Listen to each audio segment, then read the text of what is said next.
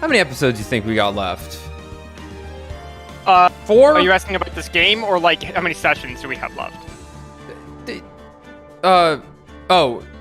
Yeah, sessions of streaming. Yeah, that's what I meant. Okay. Because I know that I imagine there's 4 episodes again. This game has 5. This game is 5? 5. But the last 2 are kind of tied into each other.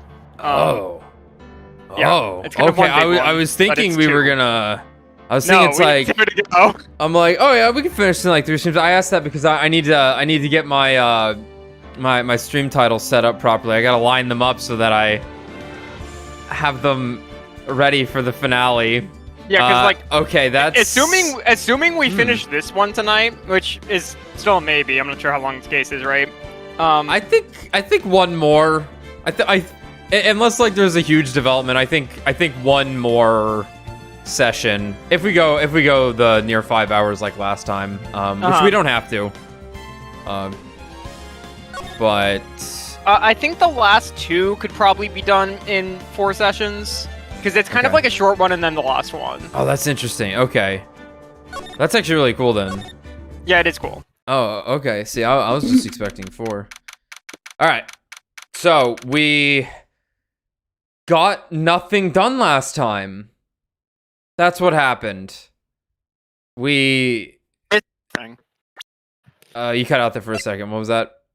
You missed nothing. Yeah, you missed nothing. A whole lot of setup is really what it seemed like.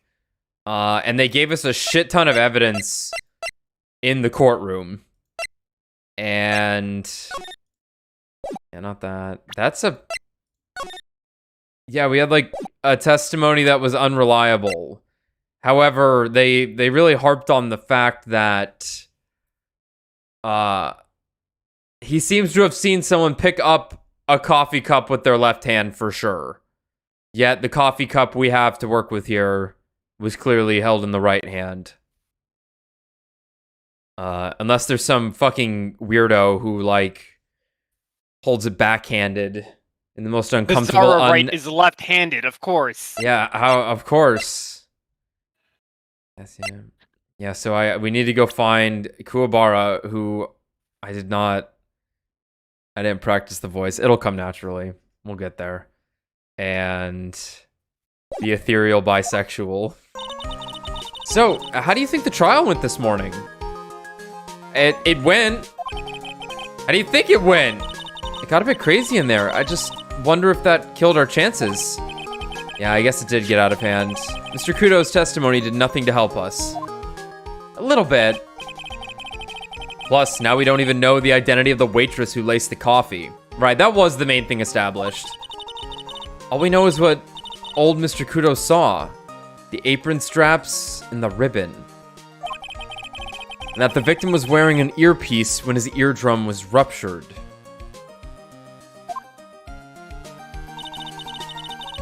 Talk about a terrifying case of contradiction. Contradictionitis. Time to play doctor and find ourselves a cure then, huh? Yeah. We've got to find one for Maggie or she's gonna have a terminal case of guilty. Just fuck already.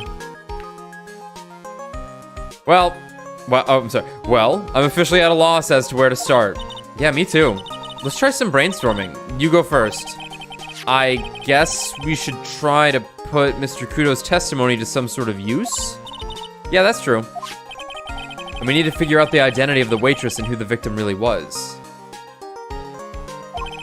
Somehow, I think the key to this case has got to be at Très Bien. Well, then let's go back there and check it out again. Oh, and we should drop in on Maggie and see how she's doing too. Yep. So, anything on your mind?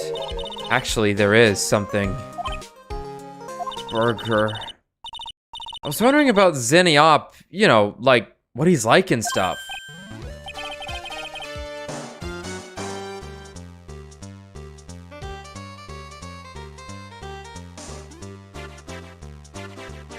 Interesting. Nice. Nice. Oh yeah, I almost forgot about that guy. I had to beat you so hard, I'll feel you were smooching the express train. Dude, that's Phoenix Wright. Holy shit. Oh my god, there's two of them. Oh my god, there's two of them. Says the judge. How could this apart. be? Phoenix Wright, you saying you Phoenix Wright? Cause I'm Phoenix Wright. The one and only.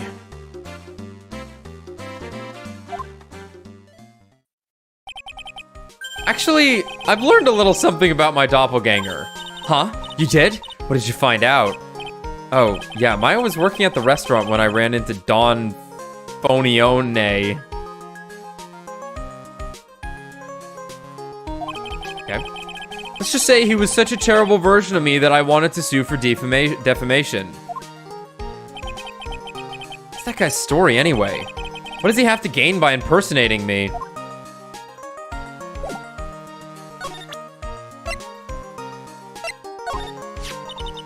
New ear otolaryngology clinic. I guess if your eardrum was ruptured, you couldn't listen to the radio, huh? Yeah, it'd be pretty pointless to wear an earpiece of any kind. Unless it was like... I almost imagine they would give you like an earplug actually. Yeah. So that no sound would get in to vibrate the ear, you know? Yeah, like the opposite of a hearing aid. Yeah, the thing foam earplugs are not too bad, so... No. Maybe that's just what he was fiddling with. You put the medicine in and then shove the foam earplug in. The medication in the bag is missing too, right? Mysterious vanishing medication, much like our mysterious other person. I can't believe they found this in Maggie's pocket. Yeah, but she was passed out, right? So the killer could have easily planted it on her. Where do you even get a hold of something like this? It's not like you can go down to your local Costco. I can't believe they don't sell lawn chairs at Costco. It's a branch of the circus that Mo started. Yeah, seriously. Gotta get that money somehow to keep the funny business going. And buy it in bulk for $5 a pound. She has got a point. How the killer got a hold of this poison is pretty important. Okay. It's almost surreal that this artsy apron is what got us this far. Well, as art goes, this piece definitely leaves an impression. I would know. I was an art student, you know, Maya. Whatever. I guess that means the old guy never saw the front of it, huh? Which means he didn't see the waitress's face either. Money. Maybe I should try the lottery sometime too. Sure, why not? If you hit the jackpot, you could win $500,000. So what are you waiting for, Nick? Buy one. No, wait, don't you know the lottery has a tax on people who are bad at math? Blah. Fine then. At least I can add it to the newly renamed Paths to Wealth. Oh no, Maya. Oh no. I'll have to call Pearly later and have her add buy lottery tickets whenever possible. Oh no. That's the cup the poison was in, isn't it? Yeah, and the stain on the rim shows that the victim used his right hand to pick it up.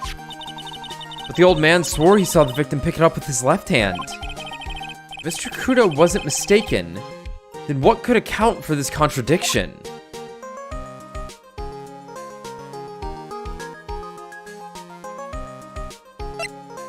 I have no idea. You know anything about this, Maya? Even someone as worldly wise as me doesn't know everything about everything, Nick. So, I, the great Maya, am sad to say I can't tell you much about this object. A simple yes or no, Maya. It's not as if you had to give me a dissertation. Maybe we're actually fighting the ultimate imposter. But he's bad at his job. It's possible. And so, like, he's gotten Phoenix Wright. Yeah. So he got Phoenix Wright wrong, and also he reenacted the scene of the guy dying, but got it wrong.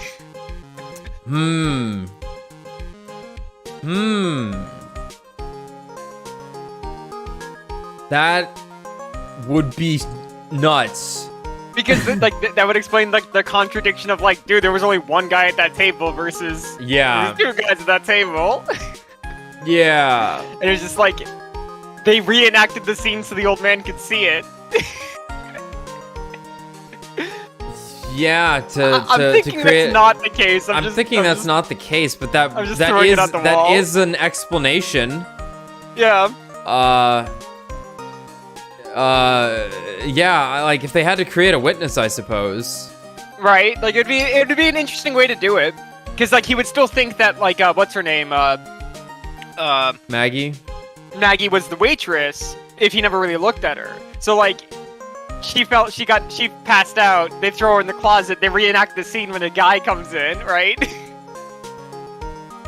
It'd be an interesting way to do it. I don't think that's the case here. But, yeah, that's also weird because, yeah, the chef would have to be in on it too. But he is, which is I think he is. Yeah. Yeah, and then I guess they just put the body back or something. I don't know. Yeah, you could be right. I think you're gonna be, if not correct, close enough. A letter of apology from the old man. Aw, how sweet. Actually, it's his testimony if you can call it that. So, what's it say? I broke the vase at my seat. I'm sorry? I used to break things all the time when I was little, you know. And I used to have to write apologies all the time, too. Well, Pearls and Adrian seem to have picked up where you left off. True. Adrian being older than Maya, of course. Not by much, I don't think. A couple of years. I think she's like 22. Yeah, but Maya's only 19, so it's Sure. like... That's nice, Maya. Okay. Set up the detention center first. I guess Maggie's still in questioning. But we've got questions to ask her too. Maggie! Keep it down, Maya. This isn't a playground, you know.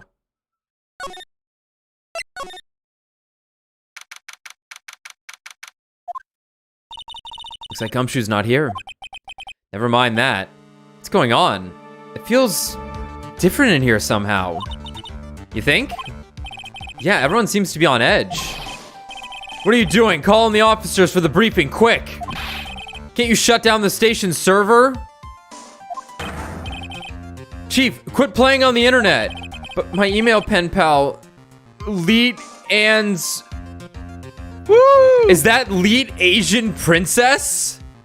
I think it is. Leet Asian Princess. But my email pen pal 1337AZN. Oh Jesus! It's just like he's talking to like just a pen pal, you know. Yeah, save it for later. I'm turning it off now. No, Lead Asian Princess. That's weird to extend the handle like that. But I guess that's how it would go. If you were like yelling the one part as an I guess you would just put a bunch of ones. Oh. Everyone's keeping busy in here, huh? They're getting hacked. Keeping busy, more like panicking if you ask me. Something's going on. Something big. Just like when the what was it? Not a dam, but all the plumbing got hacked. What got hacked last year? Or earlier this year, actually. It was like May. Oh, Not what happened in Florida. What happened? Like the Southwest or Southeast. Well, I know there was an attempted hack not on the poisoning of our water. The Oh, I don't know what you're talking about then. Well, there was the something. It was something. Maybe the electric grid got hacked. Something got hacked. The oil? Is that what? Whatever. Yeah. What happened in Texas for them to lose all that power? What happened there? Yeah, was that just was a hurricane? storm. That was a storm. It was just a storm. Okay. Blizzard. Yeah, it was like a guy that was working at this place clicked on an email that said more like Kansas City. It was a picture of like a girl in a Kansas City, whatever their football team is, bikini. Mm-hmm. And it was like that's how like the hacker got in. This guy clicked on the link. The hot singles, they always get you. That's what. Yeah, exactly. Yeah, it was Elite Asian Princess. Yeah. Where was the water getting hacked around here? That was locally for us that we got poisoned by a hacker. Attempted. Or that we didn't. Because the guy whose job was to detect malfunctions or discrepancies in the purification chemicals noticed. Oh, that's not right. Deny. Hero. Yeah. Just do your job, Lamau. Yeah, but yeah, it was the chief here. He looks lost now that the power to his computer has been cut. Oh well, I guess I'll just have to write her a real letter instead of an email. Alternatively, you could write up some reports. Just a suggestion. Dear elite Asian princess, how are you? I'm okay. How was the show last night? Wow, what an awesome job. Maybe I should send in my resume and become chief. Okay, it was a gas pipeline that got hacked. It was the Colonial Pipeline. Oh. Yeah, that was this year. That was in May. Okay. More like Kansas City. He's mumbling something to himself. Even pickpockets can have their pockets picked. That's a keeper. Better to go with something that doesn't sound too much like a slogan. He must be coming up with slogans for a crime prevention campaign, but I'm not sure he knows what kind of crime he's trying to prevent. How does this world run?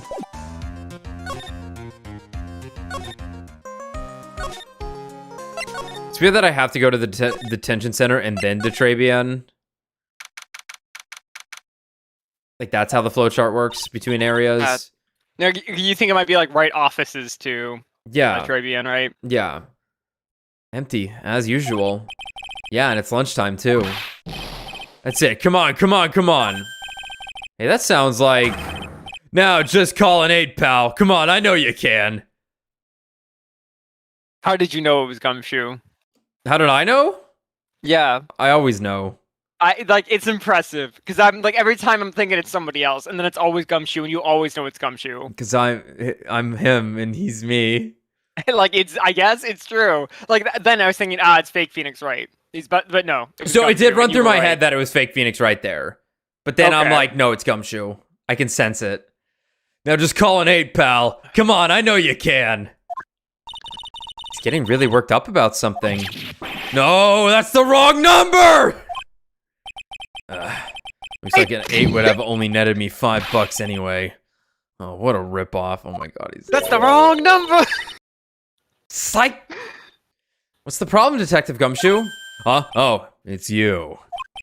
I was, I was just, I was just listening to the radio, pal. To the radio. Hey, Detective Gumshoe's having lunch here. He is. And he's having the twin tea set. What can I say? Can you afford that? So, did you like the twin tea set? I've never paid that much money for lunch before. I was so nervous my hands were shaking. So, how did it taste? Fucking awful. But I had to eat it. Well, for $20, I guess. I don't know how to describe it really. It was delicate. Delicate? You mean you liked it? It didn't taste bad to you? What's the matter with him? This is what he thinks good food tastes like. He just doesn't know. Looks like he's like, thinking. I've got an unrefined palate. God, is he thinking? So cute. That's it! I've been trying to think of the right word to describe the taste. And I just realized. It's bad. That's it, it tastes bad. It's just kind of hard to admit it to yourself when you pay $20 for it, you know? I know. Maybe he should have found out about the price after he had finished eating. Hey, Nick, maybe that's why Glen Elg came here. Maybe he heard about the super fierce twin tea set. If by fierce you mean fearsome. Speaking of Glen Elg, that reminds me. We still hardly know anything about the guy. Why don't we ask Detective Gumshoe what he knows, seeing as he's here? Glen Elgin, I hardly know him. Literally, we just don't know. This is a nightmare. How am I supposed to look Maggie in the eye now, pal? You really drove her into a corner, you know. You always blow apart my testimony. Why of all days didn't you do it today? Sorry, there weren't any holes in it. For once. Yeah, what happened? Usually your testimonies are like Swiss cheese. Swiss cheese? Would you have preferred crumbly like aged Parmesan? Anyway, this case has already been ruled on. There shouldn't be any holes left to find. So, did Maggie say anything to you about me? I mean, not that I want to know what she thinks about me. Probably best you don't know. Well, how did she put it again? I can't believe Detective Gumshoe. I hate him, sir. I mean it. I don't ever want to see him again. Oh, jeez. Maya, why would you? No. Something like that. What? He's dead. Please, Detective Gumshoe, I didn't mean... Why? Why is this happening? He's banging his head against the wall. Nick. Oh, man. Poor Gumshoe. Alright, he's back. So, what were you all excited about earlier? Huh? That's right, you said you were listening to the radio or something. Oh, that was nothing. I wasn't excited. Come on, Detective Gumshoe. You can tell little old me. What were you listening to? Nothing? Really, it was just the, daily exercise show. Oh, no. Oh, no. Gumshoe, my brother, how can this be? We have to mind crush Gumshoe. This lunch special's lobster sure is great. Wrong. Then why are there tears in your eyes? Oh. Yeah, I think just that he was actually listening for the lottery numbers, right? Yeah. You know what that chef said to me? Oh la la, your body is full of toxins. Oh, we already did this.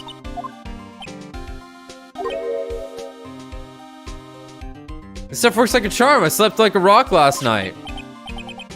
Really? That's nice.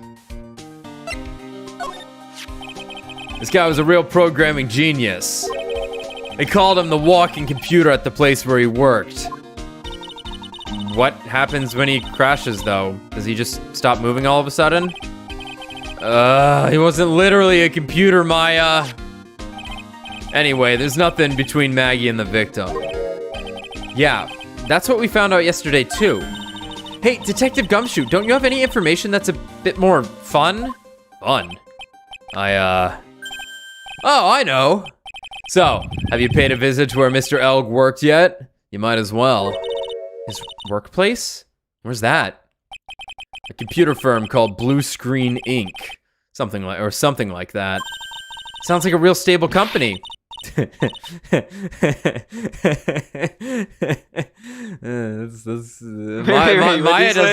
doesn't even know the joke she's making there. Blue Screen Inc. sounds like a real stable company. Blue screens are when your computer crashes. Okay. I mean, my mind went to like, wait, what horse joke is being made? And I couldn't figure it out. You're just as dumb as she is now. It's stable, and I'm like, wait, what? They didn't say anything about horses. Understandable. Look, I was just in Idaho. I know. This could be fun, Nick. Let's go. Computers aren't really my thing, Maya. We'll be fine. I know all about that high-tech stuff. I wonder about that. She has the high score on the pinball, the Galaxy pinball on her computer at the office. Wonderful. Of course, not the wonderful. That warms my heart. I'm gonna live 10 more years now because you said that. Yeah. Well, she's the only one that plays it, and that's why. But you know, it's fine. It's just around the corner from this joint. You should take a look.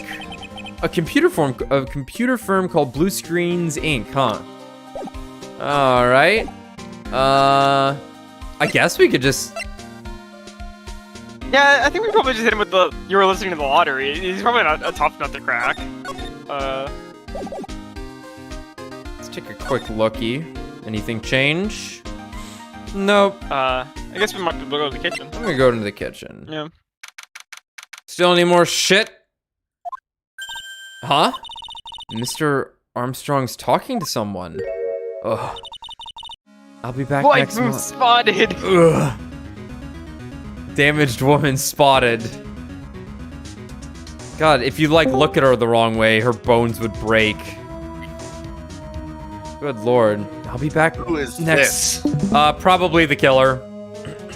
It's yeah. It's the ethereal bisexual, Brad. It's the ethereal bisexual. Very nice. I'll be back next month. Oh, good news, everyone. Brad doesn't have COVID. Yeah. His immune No, system probably. just told him he needs a couple of days off. All right, Probably yeah, just- you can all listen to the streams again. You can't catch it from Brad. Yeah. You don't no reason to stay away anymore. I'll be back next month. We naturalment. I will be waiting for you. If you haven't got it by then, I'm afraid I might get a little hot. Oh, I thought she said I might get a little hot around here. Oh, jeez. I'm afraid it might get a little hot around here. This woman's a Yakuza boss. What the fuck? I'll have everything ready, I promise. Good. I love fire, you know. I love the way it crackles. Oh man, she's so hot. Fuck. Oh fuck. Then don't let me down. I'll be watching you. My nonce, this is not necessary. You can trust me better myself. Talk to anyone, and I'll drive a knife right through your heart. What the fuck?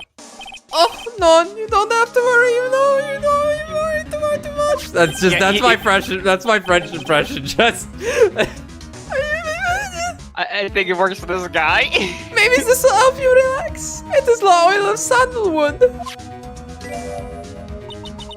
I do love raw meat from time to time. Please, I can only get so turned on. Oh my god, it's Meat Woman. She's gonna cut off all the crust on my cheese sandwich. From Meat Woman no Utsa. Yeah, the meat hoe. Meat Ho. I'll be taking my. That was one of the best things in the Nocturne playthrough. You know, the meat hoe? The what?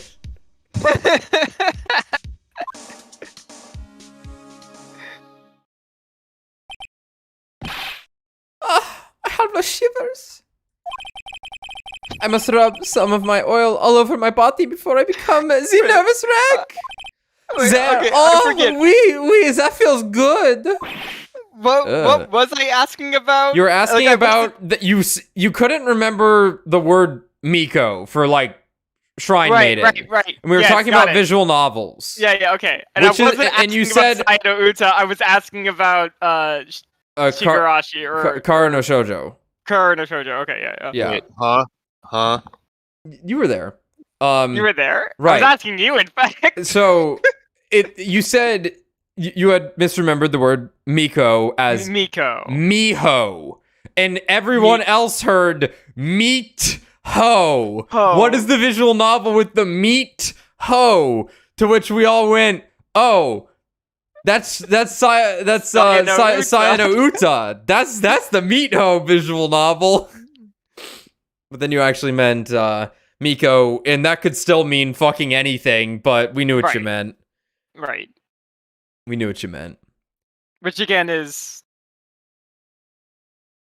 you just said it. Kara no Shoujo, I believe. Kuro no Shoujo. Right. Yeah. Yeah, what's it mean again? Yeah. Empty girl, something like that? It's translated, I think, as "girl in the shell." Yeah, which That's funny. That's really It is good. kind of funny. it's Girl kind off of the funny, shell. but also fucking disgusting and So- horrific. Yeah, I No, really I meant hope like the that title, movie- like Ghost in the Shell, Girl in the Shell. Girl in the shell. Yeah, I really hope that chapter 3's out, right? It's out. It just needs an English translation. Yeah, that's rough. VNs are tough to translate, but you never know. It'll just be out one day, and that'll be the nice thing Yeah. about it. You'll be like, oh yes, that thing. All right, anyway. Oh, la la, excuse me, monsieur. My eyes! My eyes! Your eyes? If you have trouble with your eyes, you need this. The oil Pocket of sand. sandalwood. Isn't this just the leftover of what you were just using? You don't exactly have many customers, do you, Mr. Armstrong? No, you're right, monsieur. But perhaps that is the perfect time for you to visit me, non? That way, I can give you my undivided attention and cook for you la dish supreme. Putting on a brave face, huh? That's what girls do, Nick. But you are right. Business is very difficult these days. Perhaps the name is the problem? People do not understand it. They think it is Trey. I just wanted people to think that my restaurant was exclusive. But they think you just serve fast food on cheap plastic trays? Nick, that's the kind of thing that can make a girl cry. Have you forgotten that Mr. Armstrong is a man, Maya? Uh-oh. But this restaurant is my life. It is everything to me. I will defend it to la finale. No one will take it from me. Yeah, about that. So, who is that incredibly attractive woman you were just talking to? Oh la la, you saw that? Well, yeah, sorry. So, who was she? She looks so polite and graceful and crazy. Polite? Graceful? Like, She likes crazy? raw I didn't meat really and get that fires, impression. right? That just seems normal to me. And she likes raw meat and fires, right? As Maya gives the crazy eye. What's wrong with that, Nick? I'll be back next month. She is so frail. I'll be waiting for you. You could knock that girl over with the bucket of water. Good God, you'd kill her. If you haven't got it by then, I'm afraid it might be a little hot around here. Though you might need to, considering the fire thing she's got going on. True. Now that I think about it... Hey, Maya, Pills. I think it's pretty clear what kind of conversation they were having. You think so? Well, then let's show them that piece of evidence and see what happens.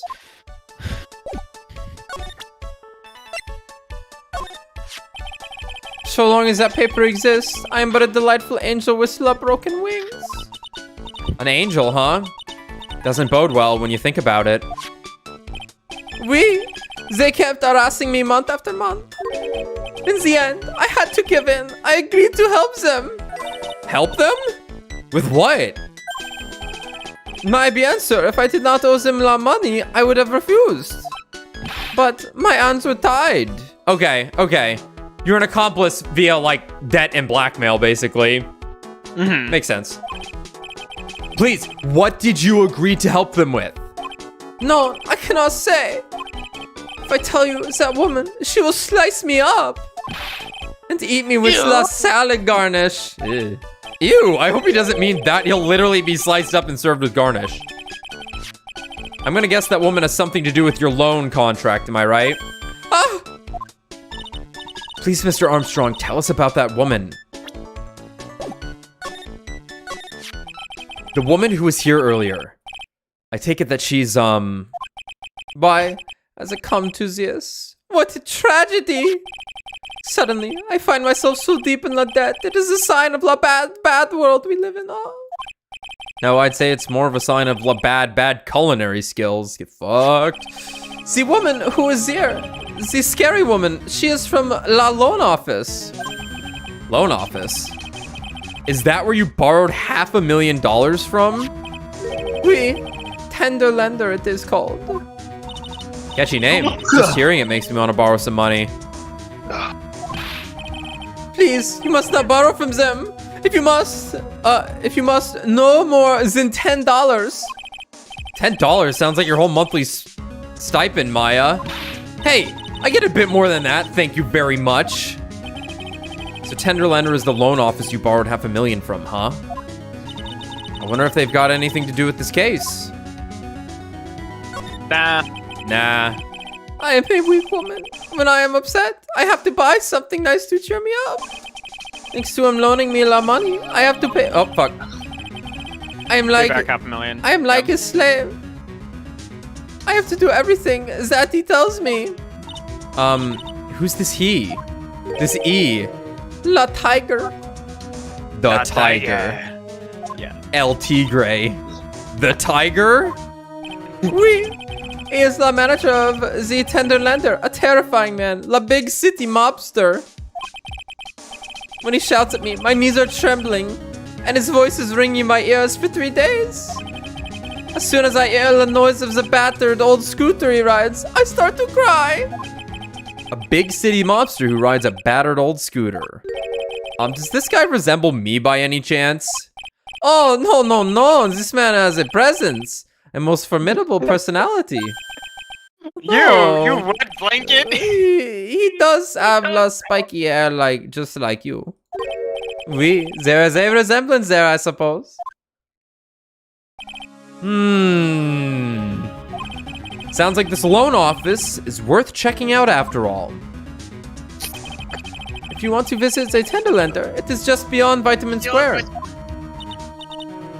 Hey Nick, if you need money, I can loan you some as long as it's less than $3. Thanks, Maya. Thank you, Maya. It's all good though.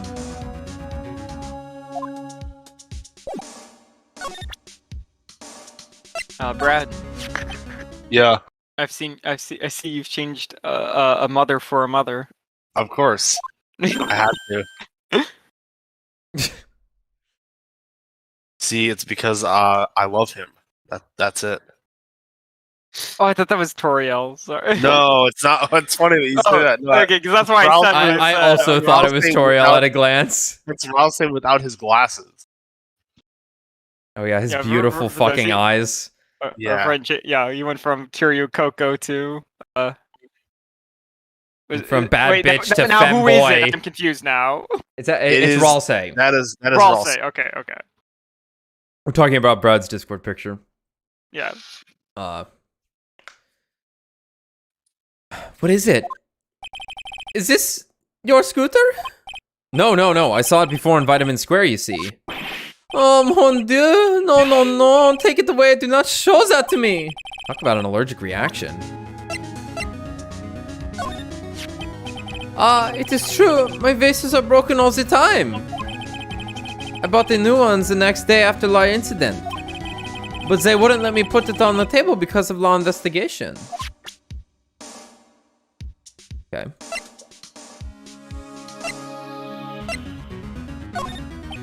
About this. Petition.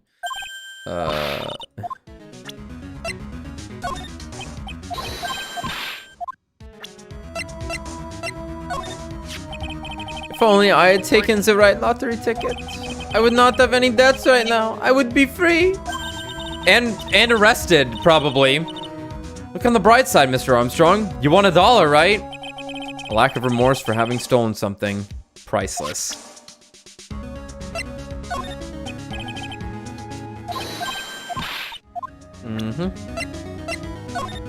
Know anything about this? Okay, and just in case.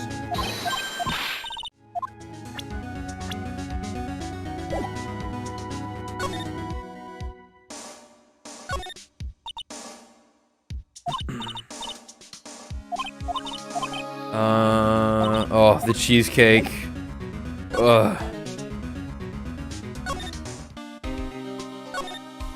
Yeah, let's try and crack this massive oyster open.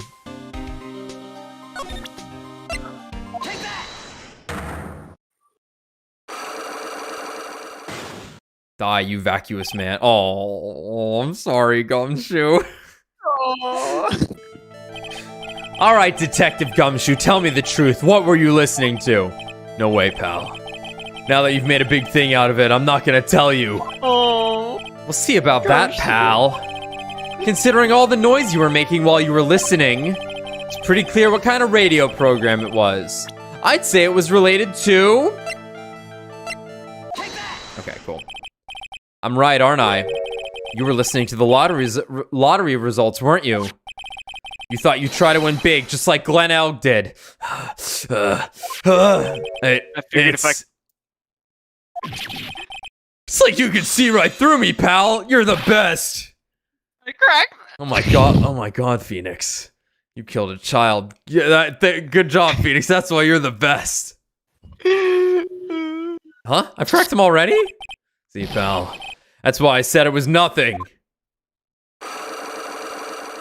Man, I thought Gumshoe said he wasn't good about opening up. That only the cough-up queen could make him talk. He never hides things. That's all there is to it. If you never hide things, there's nothing to cough up. Yeah, sure, true. I'm usually pretty lucky, so I figured I'd give it a try.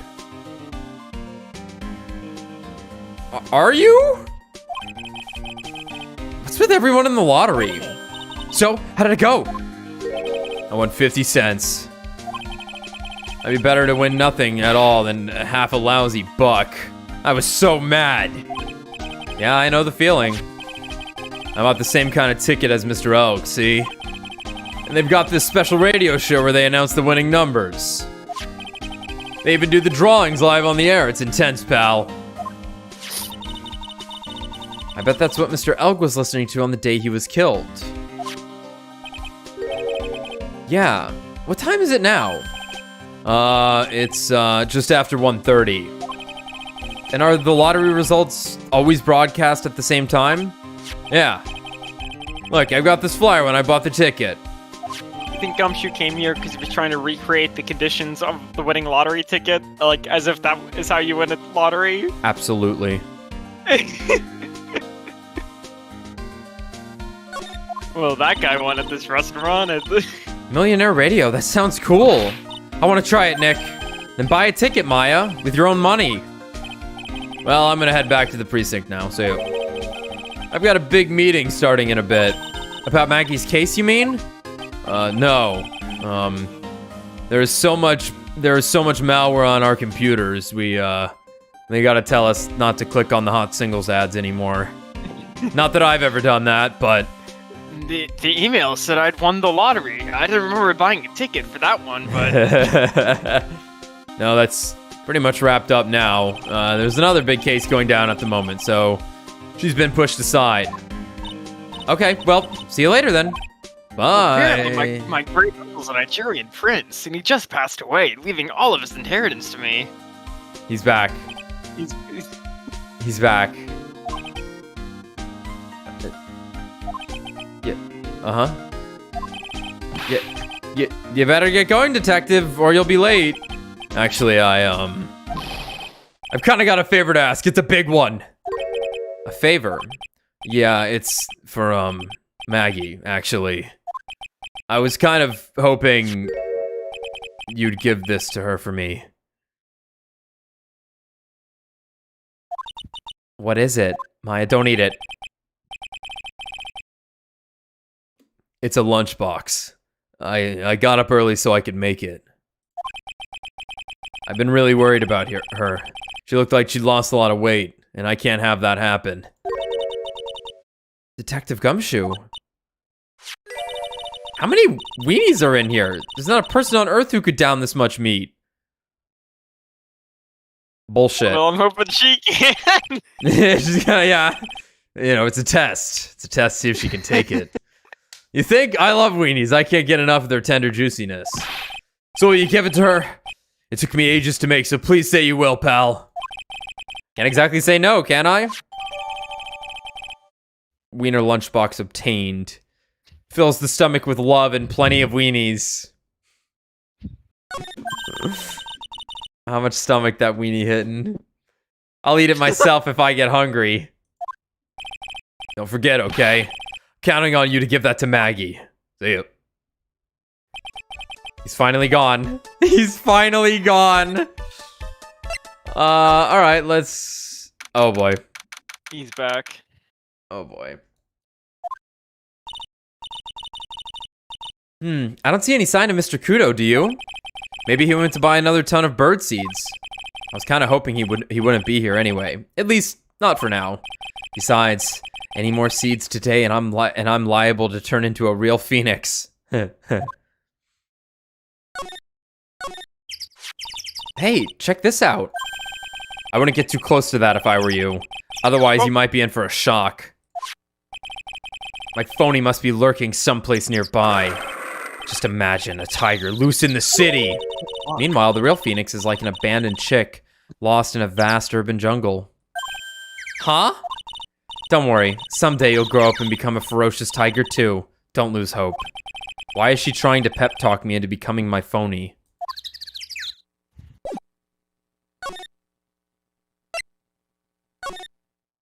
Tender Lunder. Yes, win through compromise. That is an incredibly gaudy desk. Good lord. Alright, we got a... Solid gold. It says dog on the side. Yeah. No. Yeah, you're right. I don't think that's what it's supposed to say. I think that's just a pattern. I dog. I dog. Okay, so we got a CD. Player. Punching bag. Shogi piece. I'm sorry, chess piece. Something on the floor next to the options menu. Yeah, I see that. Some coats. Obviously the imposter outfit right there. Yes, you see the badge, yeah. The pimp coat. And the pinstripe outfit. Yeah, the I can't think of a funny equivalent for a Darumaka. So I'm just gonna call it a Darumaka. What's the cultural thing about them? So you know those things that you punch and then they like stand back up? Yeah. That's what Darumaka are. They're like weighted at the bottom. They're toys. Yeah. Though I don't know if this one is supposed to be that or if this is like a different form of a Darumaka. Right, 'cause it's pretty big. It's pretty big. And doesn't look like it would move. No. Anyway. This place gives off a really strange vibe, doesn't it? Looks like the tiger isn't in his lair. And that is, as they say, a very good thing. Welcome. Talk about a creepy voice. Makes your soul want to shrivel up and die. Get out of the way, Phoenix. I'm about to get it. Let me in. Phoenix, I'll take over for now. I'll be like Mia. You're here to discuss a loan? No, not exactly. The manager is away at the moment. Wait quietly, please. Maya starts screaming. She's gone, just like that. I guess we'll just have to come back another time. But this is the perfect opportunity, Nick. This place reeks of suspicion. Come on, Nick. Let's take a look around. Do you think it'd be okay? Of course, no one will ever know. Coffee? Ah! I'll leave it here for you to enjoy quietly. Yes, thank you. Do not touch the desk, please. Mm. It's an ashtray. Interesting. Nick, let's get out of here. Now she wants to get out of here. Nah, I'm looking. Oh no, someone dropped the ashtray on the floor. That's going to be a nightmare to clean up. Yeah, it's all over the rug and everything. I accidentally knocked over a really big space heater once. Cleaning up was such a pain.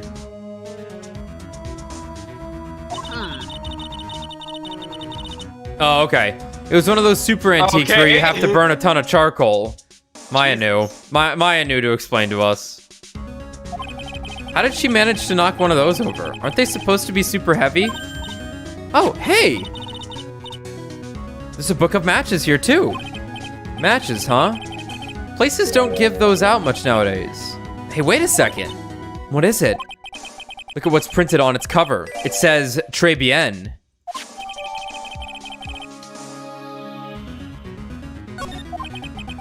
These matches could come in handy. We might be able to use them.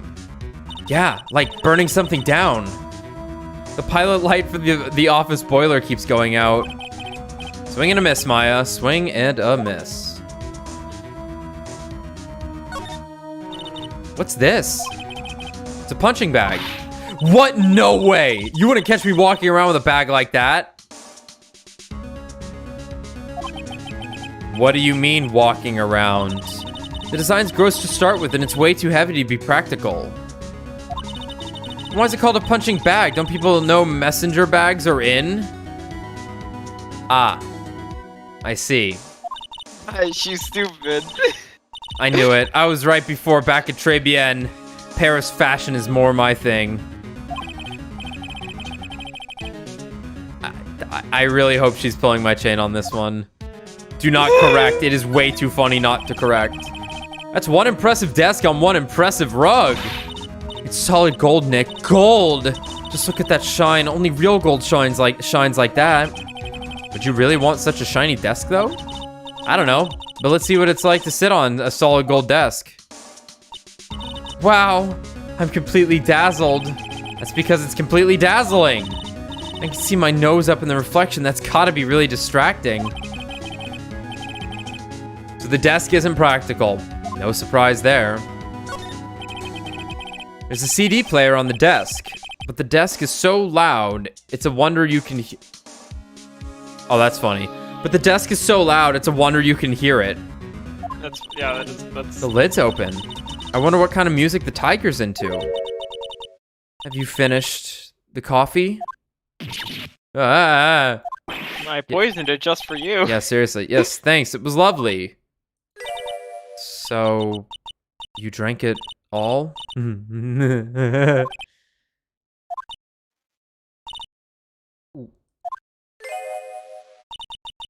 you touch anything else that doesn't belong to you, there's always another cup.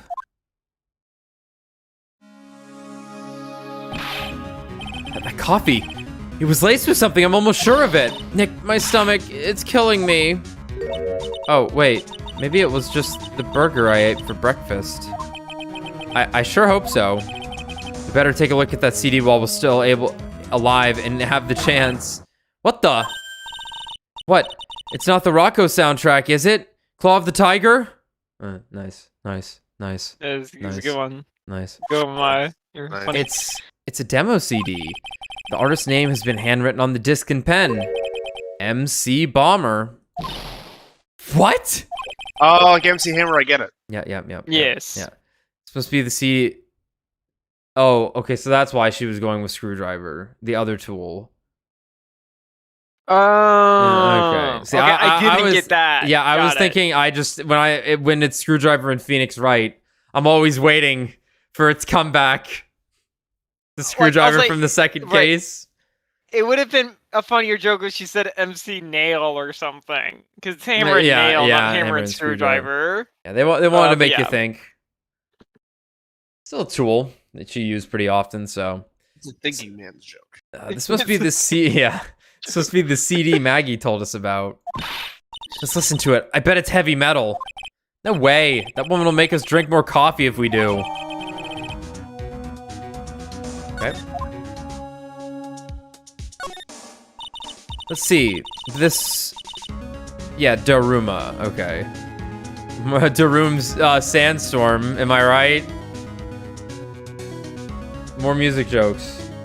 Man, I went to make the Rude Sandstorm, which is da-na-na-na-na, but I was about to make the Megalovania like da-da-da-da. It overpowers so many things. Yeah, I was like, wait, that's not the Rude Sandstorm. Yeah. That's Megalovania. Yeah. Let's see, this round doll thing is called a Daruma, I think. I figured I'd read a book or two and be more cultured, in case you're wondering. You mean you aren't making stuff up for a change? I bet you also didn't know that no matter what. He'll always write himself. Go on, Nick. Give him a good shove. Only if I feel like dying. Now this yellow thing. This is a Japanese chess piece. I think it's a king? Not that I'm an expert or anything. I'm more of a reversey? Reversey? I guess that's a board game. Reversey person, you know. Assuming she knows what she's talking about. These aren't exactly your typical mobster wannabe items. They're not trophies, are they? Ugh. Hey, there's a piece of paper sticking out from under here. What is it? A repair bill? Looks like he did some repair work on his car. Does he even have Reversey's that one? black and white chip one that looks like Gungi. Oh, okay. $15,000 to replace a bumper and a light? That's insane! The car's registered to... Cadaverinins. Cadaverini's. Cadaver. Okay. Yeah. Car's registered to the Cadaverini's. Huh? So it's not even the Tigre's car? Why would someone else's repair bill be in the Tigre's office?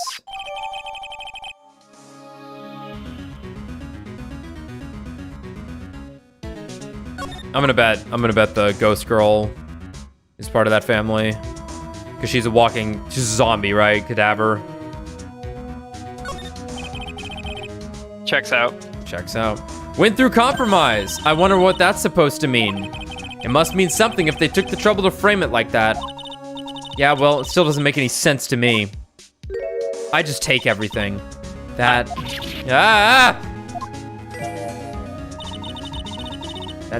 Tenderlender's guiding principle. Oh. Compromise the customer to win.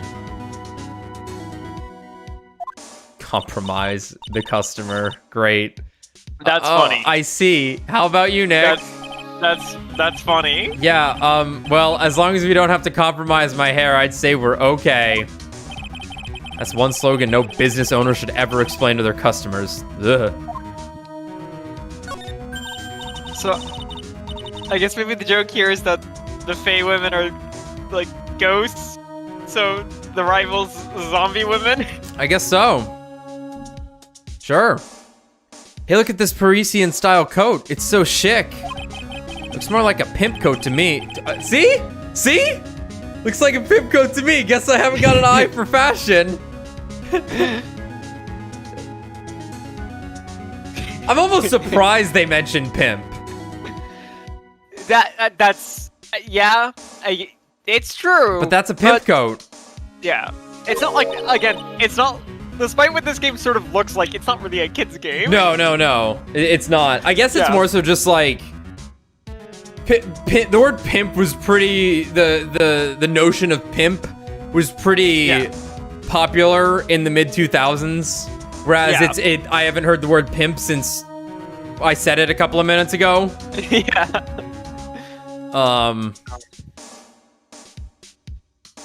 Like, it is a pretty, like, distinct style. Like, it is. Right? It is. It's true. It is true. Hey, look at Even this. if, like, yeah. Yeah, it's hard to forget. Once you know what a pimp looks like, you'll always want it. Yeah. The suit is the same color as the one you wear, Nick. The same color as my suit? Oh, that's right. Keep your voice down, Maya. Nick, you've got to take a look at this. Some cake? I'll just leave it here for you. Yeah, sure. Thanks. Just wait here quietly, otherwise... Sure! Did you hear that, Nick? Wait quietly, she said. Yeah, sure. I have my eye on you. Only so I can take care of you. Understand?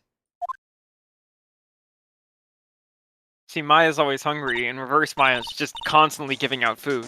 Yeah. True antithesis. I'm scared, Nick. So? What were you getting so excited about her before? Look on the lapel of this suit. Nice! The fucking USB symbol? Holy shit.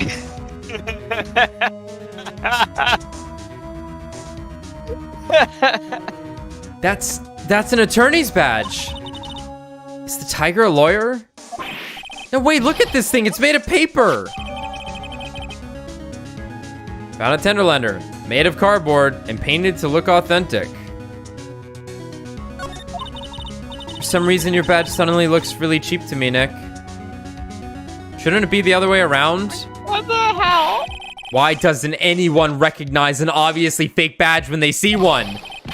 Alright, time to pass out doing this guy's voice. You're fishy.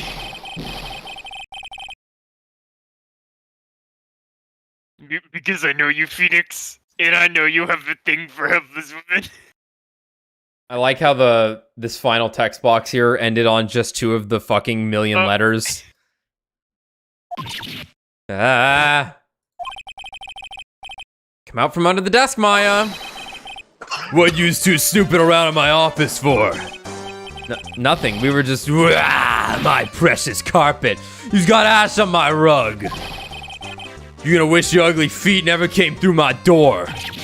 It wasn't us. It was already like... Yous wanna argue with me? Is that what you doing? You think yous can take me on? Yes. I'm gonna flatten yous two into pancakes and turn yous into my new rug. Ah! Oh. Don Tigre. Don Tigre. You're back. Ah, that voice, it's like evil seeping into your head through your ears. Is this a power couple? I just don't know. Yakuza mobster, yes. Frail woman, frail zombie lady. I'm sorry, Don Tigre. I knocked over that ashtray earlier, and... Eee! She got a death wish or what? The Tiger. Alright. Yeah. Yeah. All melt before the goth girl. No matter who you are. Fucking Yakuza baddie. Lawyer. President of the United States.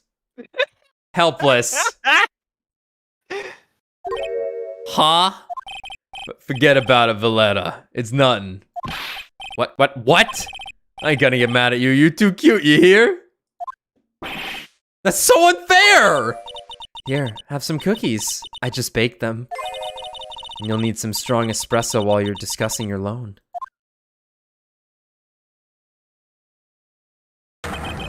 Ugh, Phoenix Wright! Yes! You was either crazy or just plain stupid to chase after me. I worked so hard, but now you's gotta come and mess up my plan? So it was him. He's my phony. Heh, but I don't care. No one gets in my way. What? I mean, excuse me? You should have left the little girl at home, right? I have a few things I want to... No questions. This is the last time we meet. Wait, please. That was pretty weak, Nick. You waited until he was out of earshot before you shouted after him. Like you're one to talk. I didn't hear you scream, hold it either. The espresso. Ah! And cookies. This woman is definitely not good for my heart. Same. Now, what was it the tiger called her? Violetta, not Valletta, Violetta. So, like, if she is a Cadaverina, like you suspected, so it'd be like, you know, like blue body or purple body, right? A thoroughly bitter person. So, I'm kind of curious about your company, Tenderlender.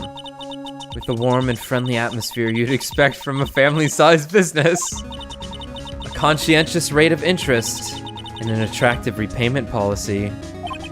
Why do I get the feeling the sentence is not going to end well? We will tenderly lend you that little bit extra here at Tenderlender.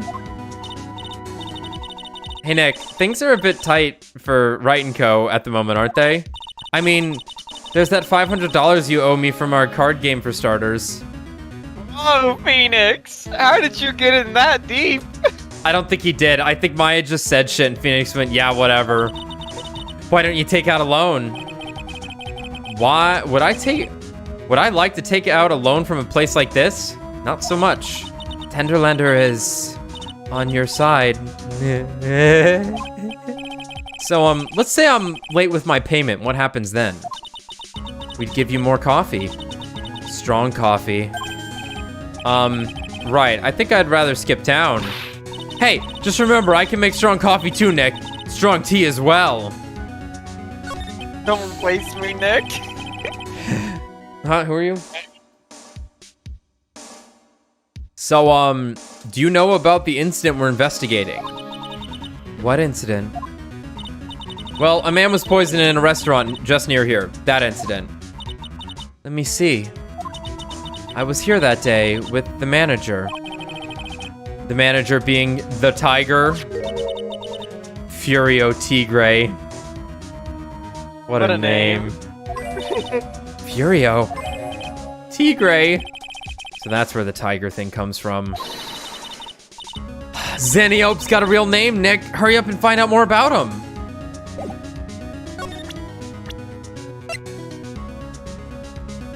$42, not bad for 42. About this. More coffee? You must have more. No, thanks. I've had enough, really. So thirsty!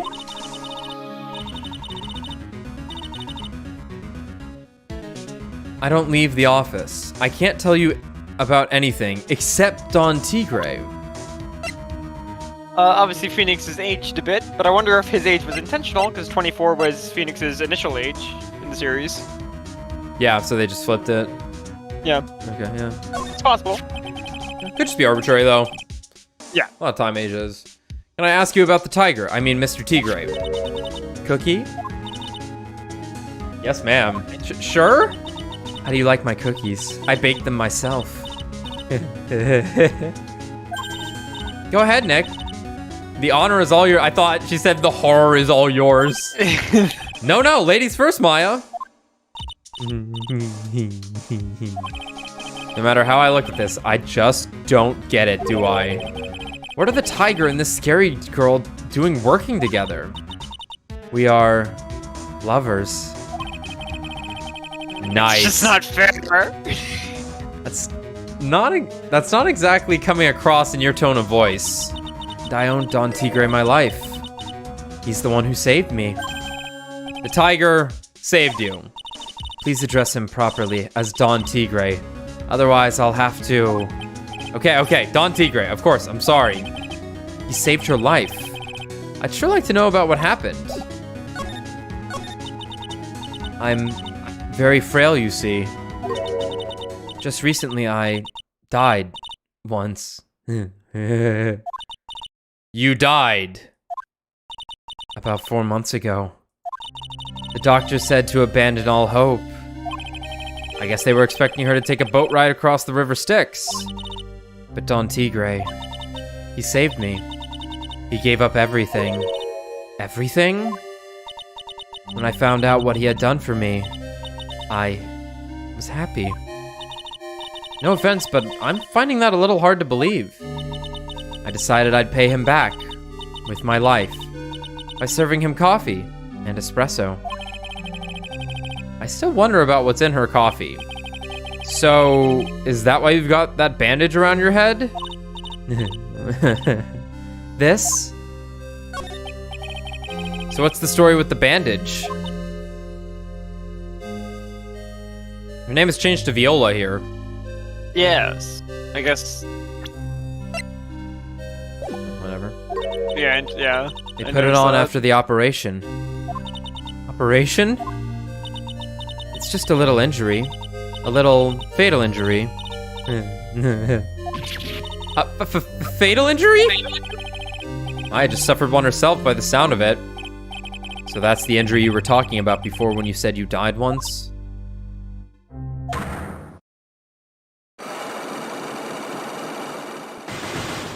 Oh boy. She really creeps me out, Nick. Same here. But we've got to find out the truth. I doubt we have anything yet. Yeah. Okay.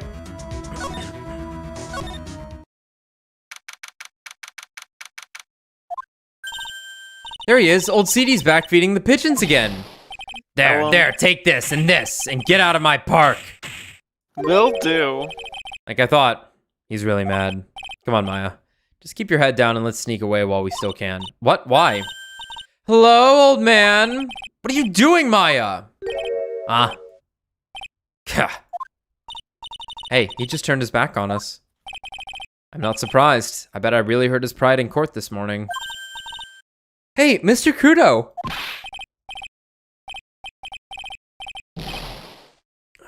He's singing the song still. Look, we really need to talk to you, alright? Out with the demons! In with good fortune! Out, out, out! Seeds, shell splinters. Painful.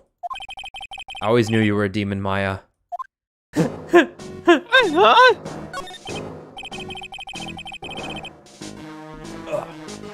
I'm sorry about what happened in court earlier today. Everyone will be talking about me behind my back now. Dirty old man who was too busy looking at the server girl's backside. And that he can't remember her face, a filthy, depraved animal.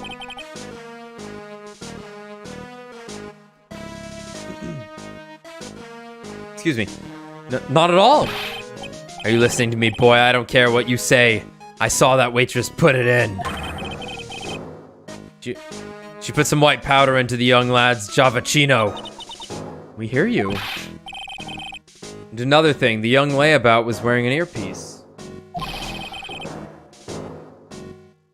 On the same side as the lens of his broken spectacles. We're really sorry. So I made a little mistake about the vase, so what? I know what I saw. I tell you. Okay, take it easy, please, Mr. Kudo. Don't tell me to take it easy, you spiky-haired brat. Take this, and this.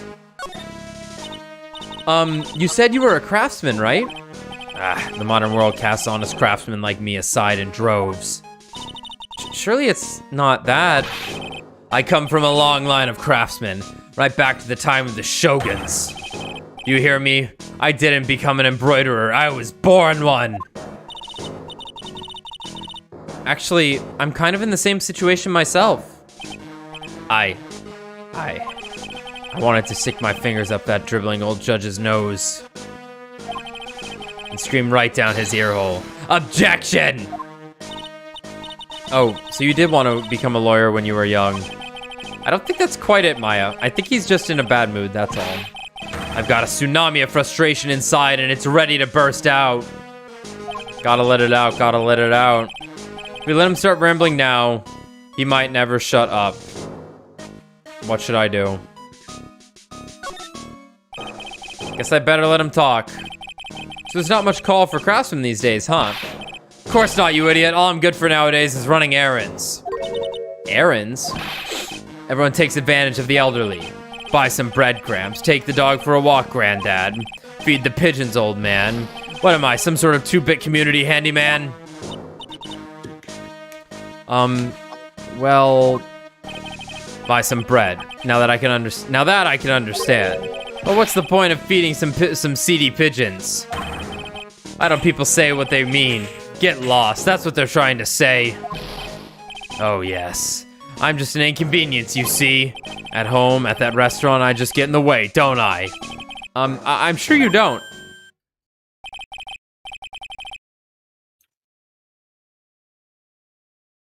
Excuse me. Wait a minute. What did he just say? At home and at that restaurant? Interesting. Hold up. By restaurant, are you talking about Très Bien?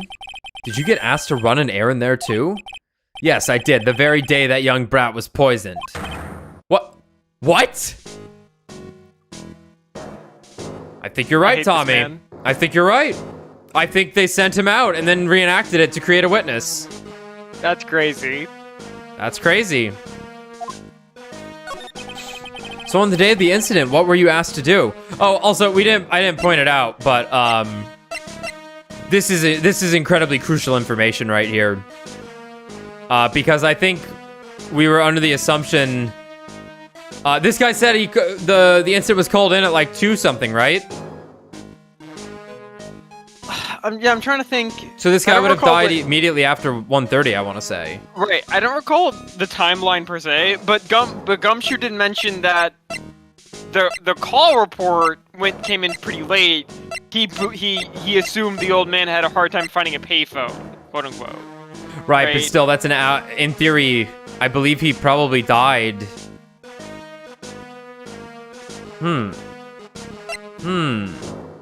Yeah, I don't remember the timeline they presented exactly, but yeah, I think that is going to be important because if he dies immediately upon the 1:30 when the ticket was read, right?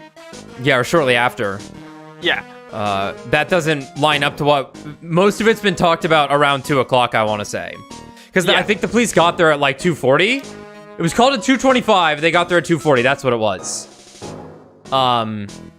So yeah, that's a pretty big window. Yeah. That we need to fill now. Okay. So on the day of the incident, what were you asked to do? Glad you asked, boy, because I'll tell you what I was asked to do. All of a sudden, that young lad slumped over the table. Serving girl collapsed. And I broke that vase. It all happened so fast, I was in a bit of a daze, you see. Then the owner shouted over to me, "Excuse ma, you call the police. Call them yourself," I should have said back, but I didn't think of it at the time. So, did you end up calling the police? Like I said, I was in a bit of a daze. Did you call them on your cell phone? Yeah. I'll be good in like 30 minutes. Do I look like I have one of those newfangled thingamajigs? I went out looking for a payphone, of course. You went looking for one? I couldn't find one right away, you know. Wandered around for 5 minutes or so. 5 minutes. So for 5 minutes after the incident happened, yes sirree, the owner was at Très Bien on his own. Why didn't you mention this in court this morning? Well, I would have if you'd given me the chance. But all you bullied me out of the courtroom.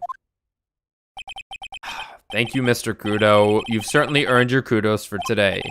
Wait a minute. If that's the case, there's more. I've got more to say. Oh, yes, I remember something else. Shut up. Bailiff, kill him.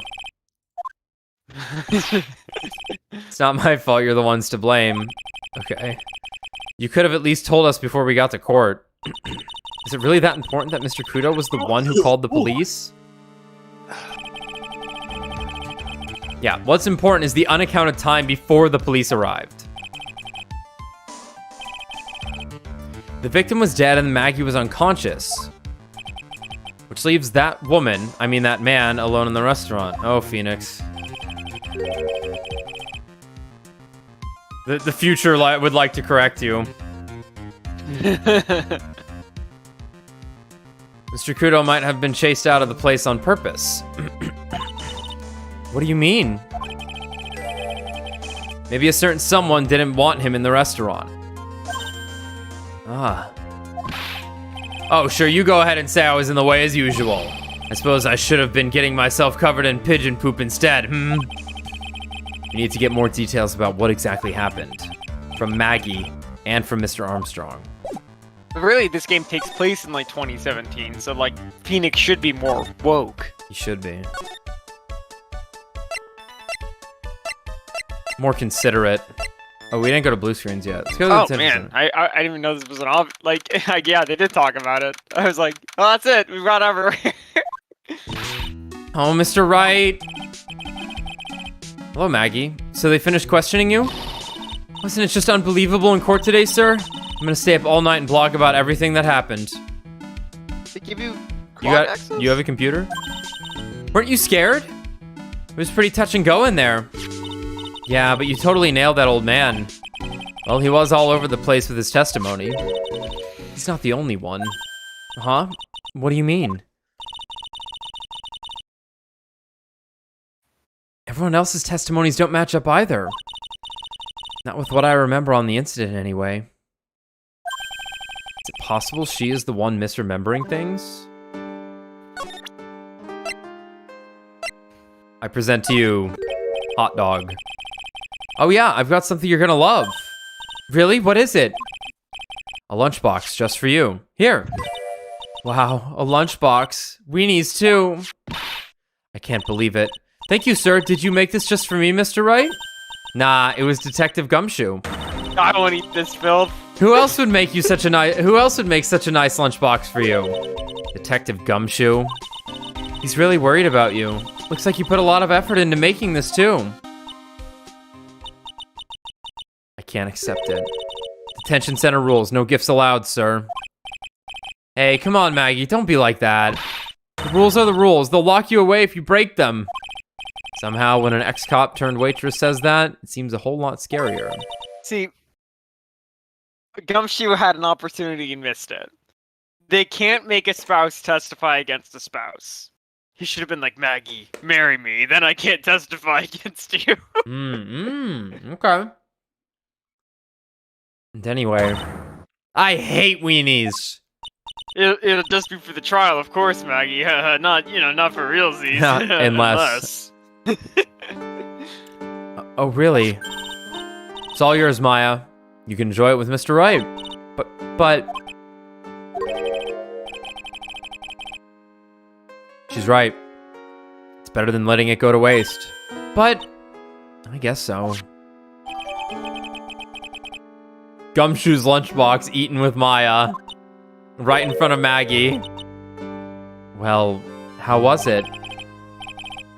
That hit the spot. I love weenies. Oh, good. I'm glad I gave it to you then, sir. Gumshoe male wife.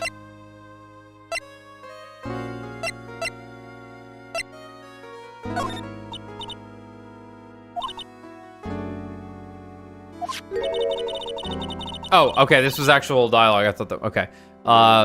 She enjoyed the court this morning, and it feels like forever since I saw a witness as slippery as that old man. He's not really that bad of an old man, though. Still, I feel a bit uneasy. Huh? I thought you just said you felt much better. Maggie, if there's something on your mind, you've got to tell us.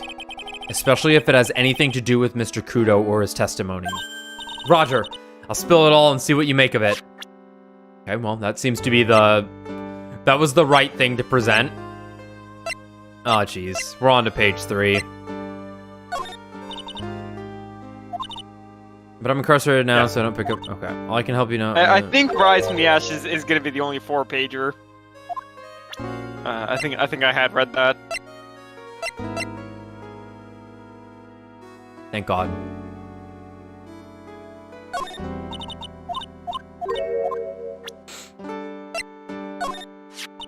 Oh yeah, that's from when I was carrying a customer's breakfast over to them. The ketchup splotch, you mean? My whole face was fire engine red thanks to that stuff. But you spilled the ketchup on your apron, didn't you? I don't see how ketchup-covered omelet went flying and hit the customer in the face. Oh, talk about a tomato red face. Makes me wish I could have seen it myself. Yeah, I guess. It was kind of a sight to behold.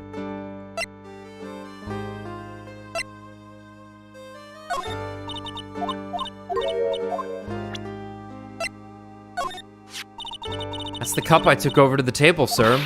But I didn't put anything in it. I could never do something like that. That's right, you could never do anything like that. I'm not good at carrying those large trays, you know. Trying to balance a tray with one hand to put something in the coffee with the other? That'd just be asking for trouble. I dropped something for sure. That's right. Is she expecting me to claim that she's too clumsy to have committed the crime? Maybe.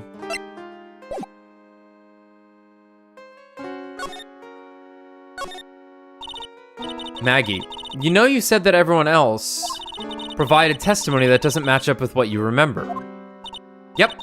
There are just so many things that don't seem to add up. The biggest contradiction is the other guy I saw at the victim's table. He was the one who slipped something into the victim's coffee. I'm sure it was him. But didn't Mr. Kudo testify earlier today that it was the waitress who put some white powder into the coffee cup? So you really think it was this disappearing man that did it? Well, he's not the only thing that disappeared. The CD vanished as well. You know, the CD with the writing on it? Oh yeah, the MC Screwdriver album, right? It was MC Bomber, Maya, get it right. The name was scrawled on the sports paper as well. They never did find that CD at the crime scene, sir. Well, we found it. Or the victim's medication. That's gone missing too.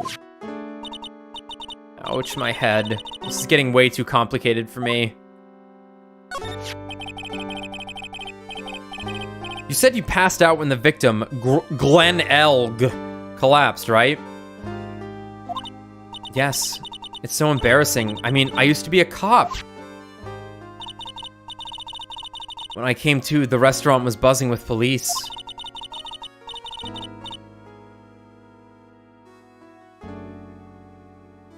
So, she looks like someone in this shot.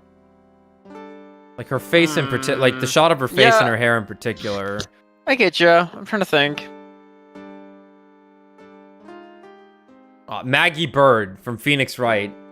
Yeah, there we go. Yeah, obviously, I joked that she looked like the Astral Chain character when she was in the police uniform. Yeah, she does look a bit like Marie. But yeah, I get what you're saying. Like this face in particular is kind of.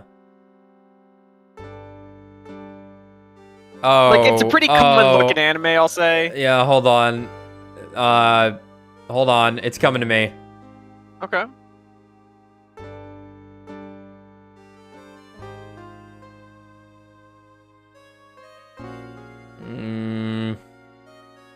Yeah, the short hair glasses with the clippings, like that is a pretty common look. Right, I'm just trying to think of what particular character with that look am I thinking of? I am with you on this. I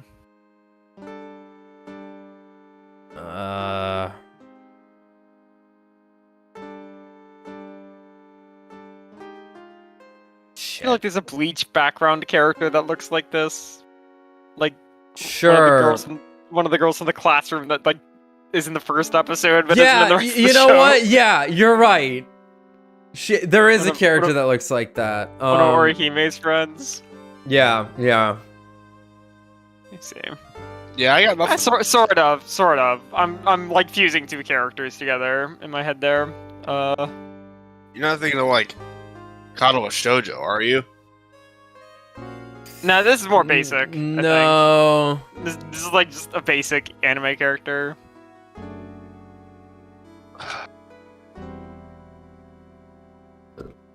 I'll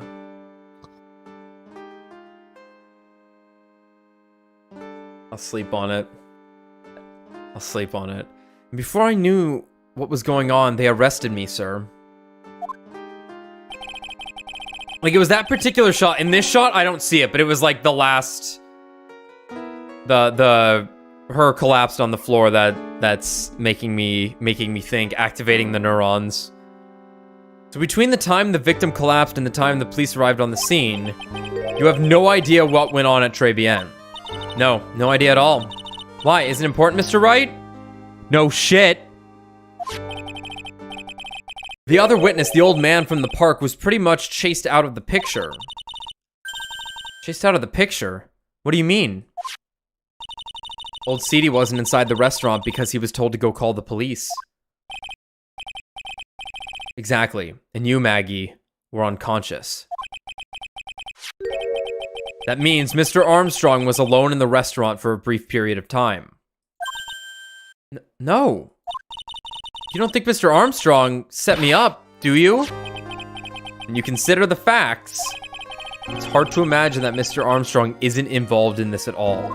It wasn't Railgun you were thinking of, was it? Misaka? Yeah. No. Because I know she does have hair clips, but not glasses. It's like the master biting the paw of the dog that it feeds. It's like the master biting the paw of the dog that it feeds. Are you sure about this, Mr. Wright? Yeah, the other way around. Yeah. I was like, wait. Well, the old man said as much when we spoke with him earlier. I don't know. The thing that man says don't add up for some reason, sir. The things that man says don't add up for some reason. Maggie looks like she's trying to figure something out. Maybe we should ask Maggie exactly what she knows about old CD. Is there anything about Mr. Kudo's testimony that stood out as odd to you? Actually, yes. The fact that he was even testifying to begin with doesn't quite what? Well, when I took the coffee over to the victim's table, no one else was there. It's true, there was another customer in the restaurant. Yeah, we know that already. It was Victor Kudo. But I can't really say it was an old man. Okay, then how about calling him a really old middle-aged man? Maya, no, Maya, stop. You're not helping us. No, age isn't the issue. The other customer was a woman. A woman. Are you sure, Maggie? Well, I'm not 100% sure, but I think so. So, what did this woman look like?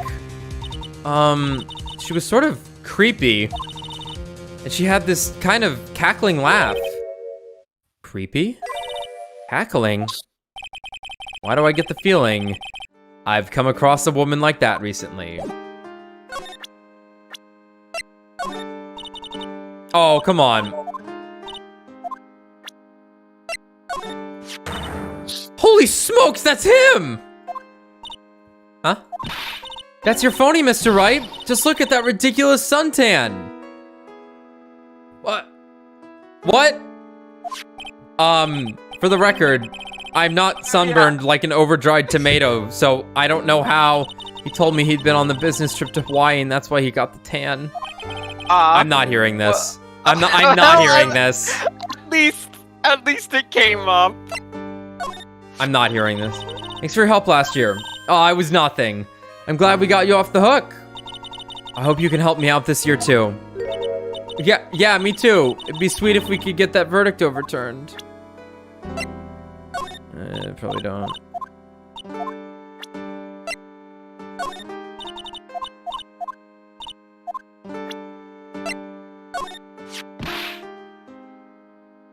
I think we already did this one. You're always so positive, aren't you, Maggie? Macho Maggie bird, they say. The early bird catches the worm, a bird in the hand. Wow, all those phrases are named after you? And I never turn my back on anything. You're always so strong, aren't you, Maggie? Macho Maggie bird, they say. I'm a tough old bird.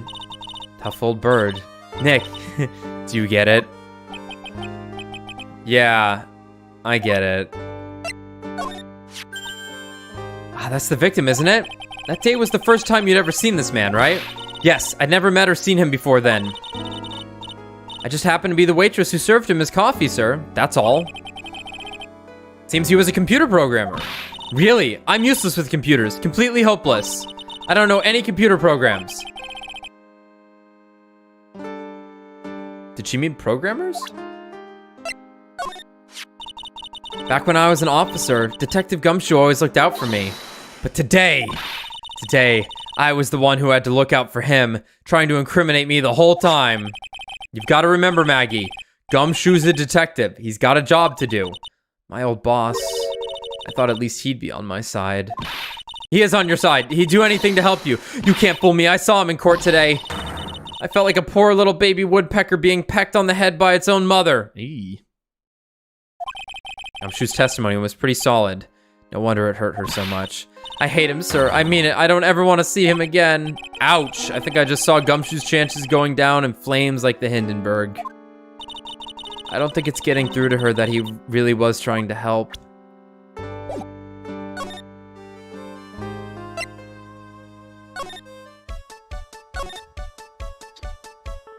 Alright.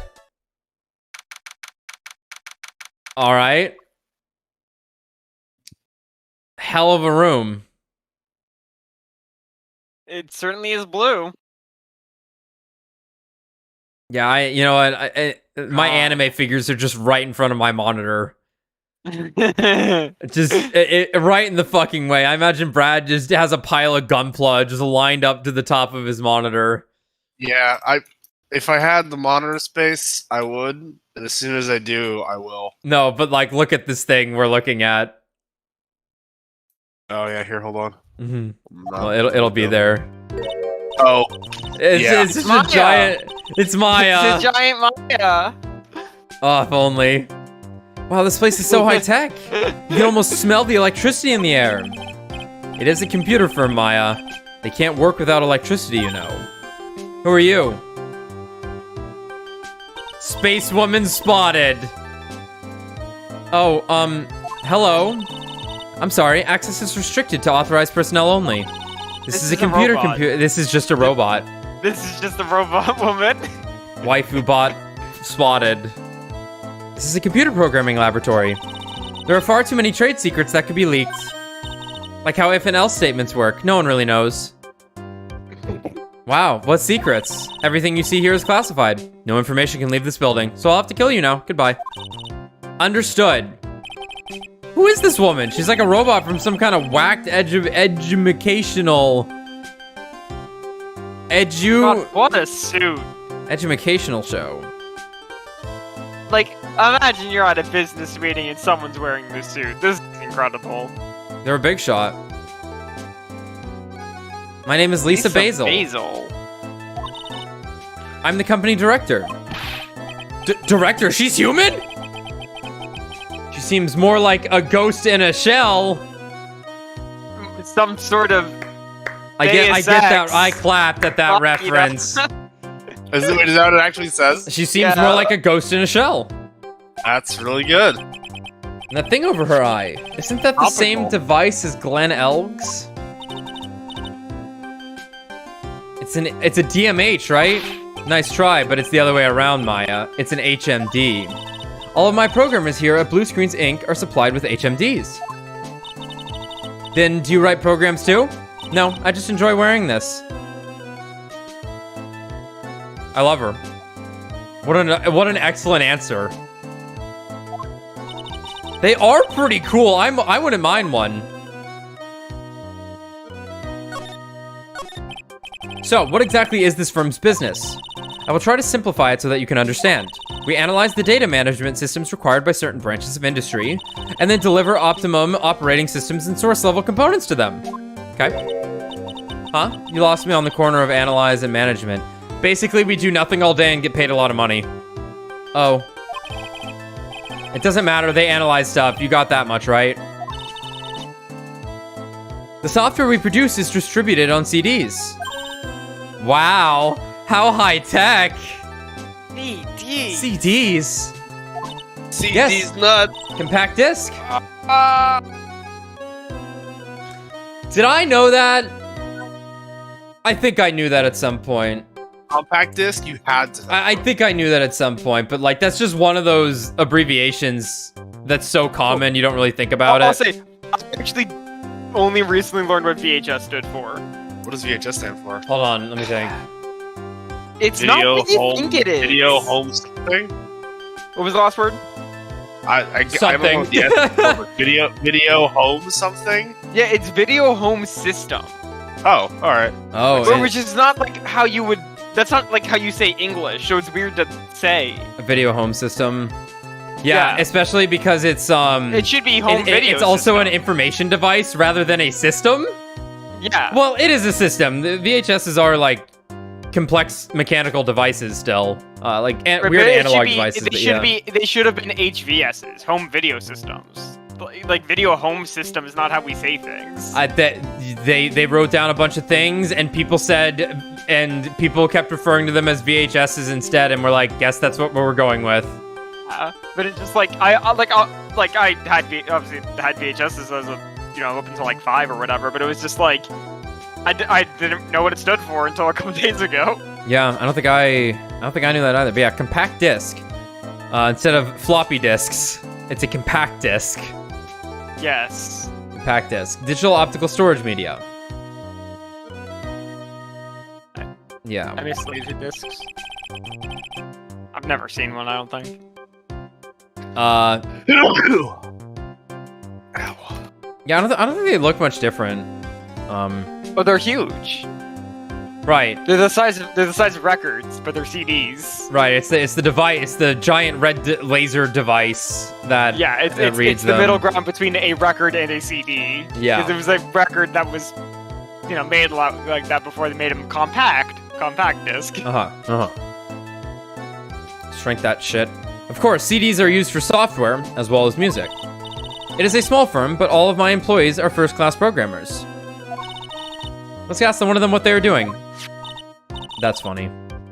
Excuse me, what are you working on right now? I'm researching the impact of time slicing comment on logical access to shared global variables. Obviously, program structure influences response time and performance, so the variables and memory overheads is vitally important to the success of it. Yep. Well, you get the idea. This is the sort of thing we are involved in. Did you good people follow all that? Yeah. Yeah. Yes. Your blank smile just said otherwise, Maya. You know about what happened, right, Miss Basil? You mean about Glenn being poisoned? Yes, I know. It's terrible. Can you tell us anything that might be helpful? I don't think so. A police officer was here earlier, too. But I couldn't tell him anything either, because the waitress who committed the crime has nothing to do with Blue Screens Inc.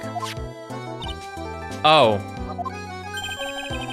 How about Mr. Elg's desk? Have you cleared it out already? No, not yet. It's this one, right in front of you.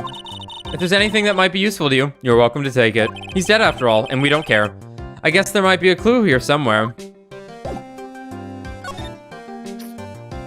I love all this. I think those are sticky notes, yeah. Well, that looks like money, but these are obviously sticky notes. No, those are not sticky notes. It's like they're all betting tickets. What kind of betting tickets? We're betting on which horse will win a given race. They're horse racing tickets. They're betting tickets for Fat Bear Week. Woo! Oh wow, his drawers are stuffed with stuff full of these. Looks like they're all losing tickets though. There's over 500 of them. They counted. Horse racing betting tickets found in Glenn Elg's desk. There's over 500 of them. It's over 500! As many tickets would get you, what? $1 down at the recycling center? I didn't comment on it last time, but I think the implication was that Maya individually counted the perfume bottles, because it goes 1, 2, 3, ... 98, 99, wow, 100. I think she did. But I didn't know you were so hard up on that you try to profit from the dead, Nick. I'm just taking them as evidence, Maya. All of them.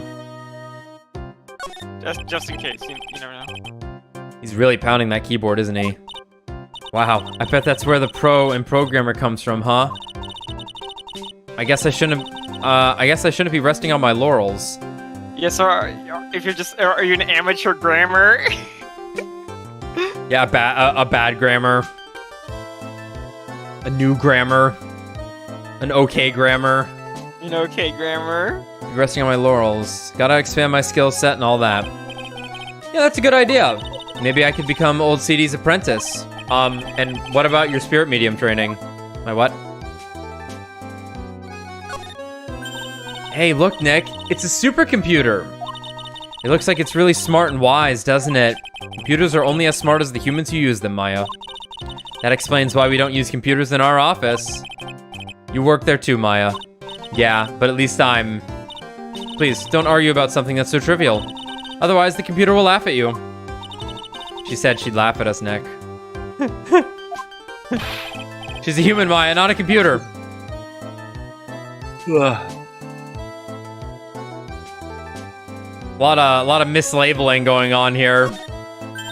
Yeah. As the human age advances, man to woman, anything in between, human to computer, anything in between. That's just the future. Whoa, look at this desk, Nick. What a mess. Looks pretty average to me, but you can't get any work done with everything all over the place like this. You think? Real whiz kids can work under any condition, you know. She's trying to hint that I should tidy my desk more. I'll clean up my desk when Maya stops asking silly questions. No hurry then. Hey, this calendar. What about it? If this is another hint about tidying, you can forget it. Someone's marked December 3rd in red pen. December 3rd? That's the day Mr. Elg was murdered. Is there anything else? Yeah. It says, meet with the Tigre. The Tigre. Who could it be?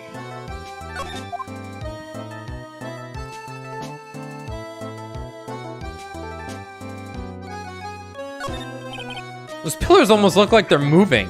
It's kind of unsettling. Nah, they just look a bit twisted or warped or whatever word I'm looking for. This office was designed with a futuristic feel in mind. No shit. Futuristic?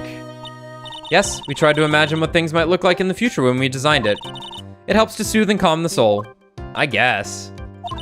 On second thought, I agree with you, Nick. This place is really unsettling.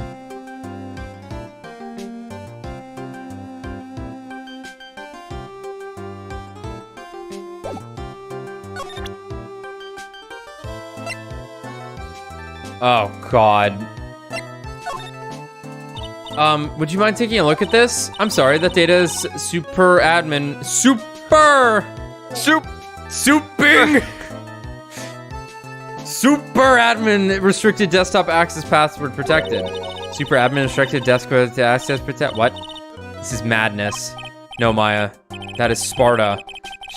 Man, they really did that, huh? That is Sparta. Super, man, they even, okay, she won't tell us unless we say the right code word. Wait, did they really do that joke? Yeah, That's... Holy fuck. Code word, Sesame. Fuck, she's right.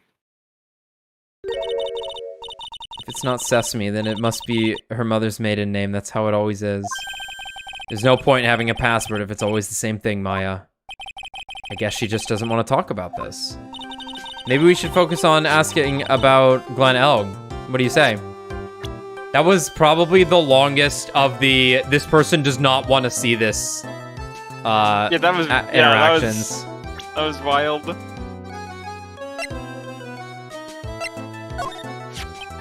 About Mr. Elg. He was a top programmer. I would even say he was a genius. But he did suffer from one or two bugs in his personality. Oh, like what? He was a bit of a loser. Perhaps that would be the best way to describe it. That's what got him into trouble. Oh, she got the pointy bit tits. Them weapons. Yeah, watch out for the pointy bits. Yeah, watch out for them pointy bits. Yeah, jeez, I don't want to do this anymore. What's the matter? He was a top programmer. I would even say he was a genius. So he was really no trouble at all. A model employee. Uh-huh. Hey, wait a minute! Just now you said something about him being in trouble. We've got to find out what this trouble was exactly. Oh boy.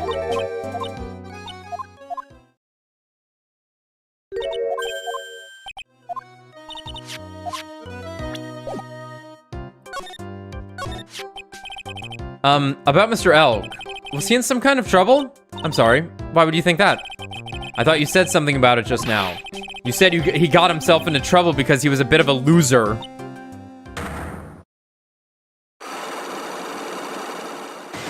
Bro, I have all this evidence and I don't think any of this shit works. I guess Mr. Elg is like every other man with his own pile of secrets.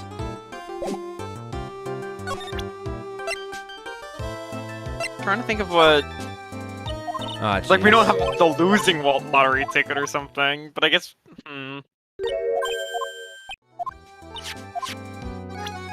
Well, let's see what's asking for. We might actually have a lot of stuff because we've been a lot of places.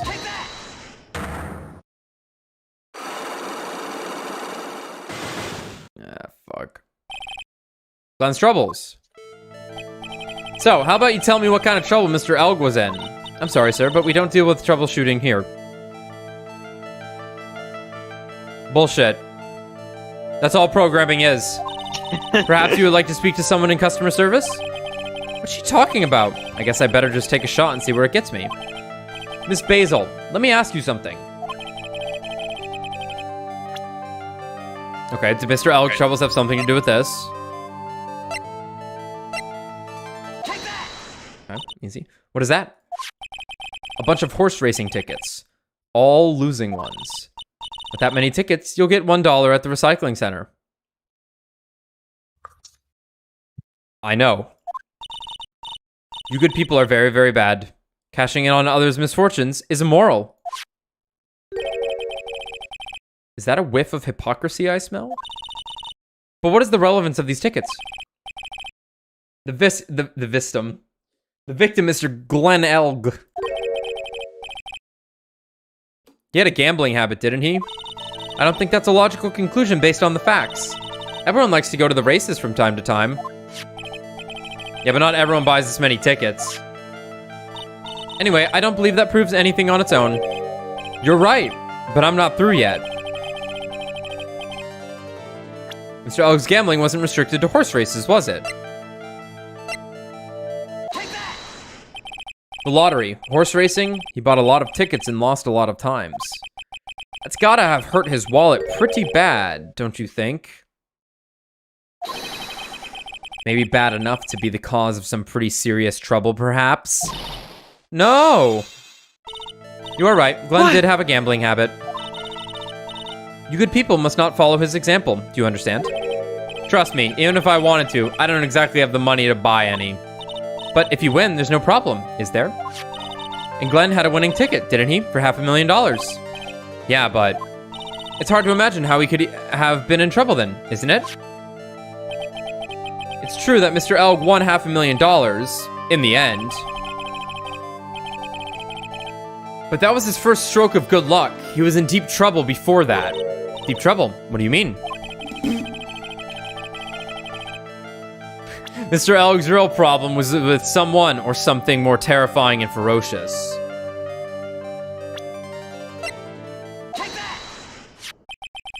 Furio Tigre, the boss of a loan office called Tender Lender.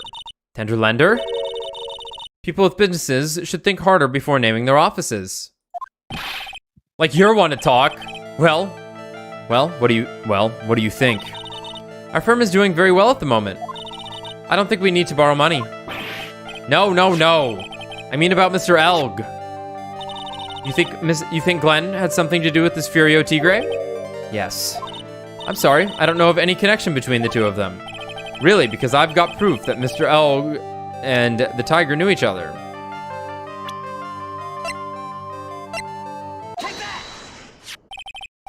Furio Tigre, aka the Tigre, is the boss of the loan office called Tender Lender.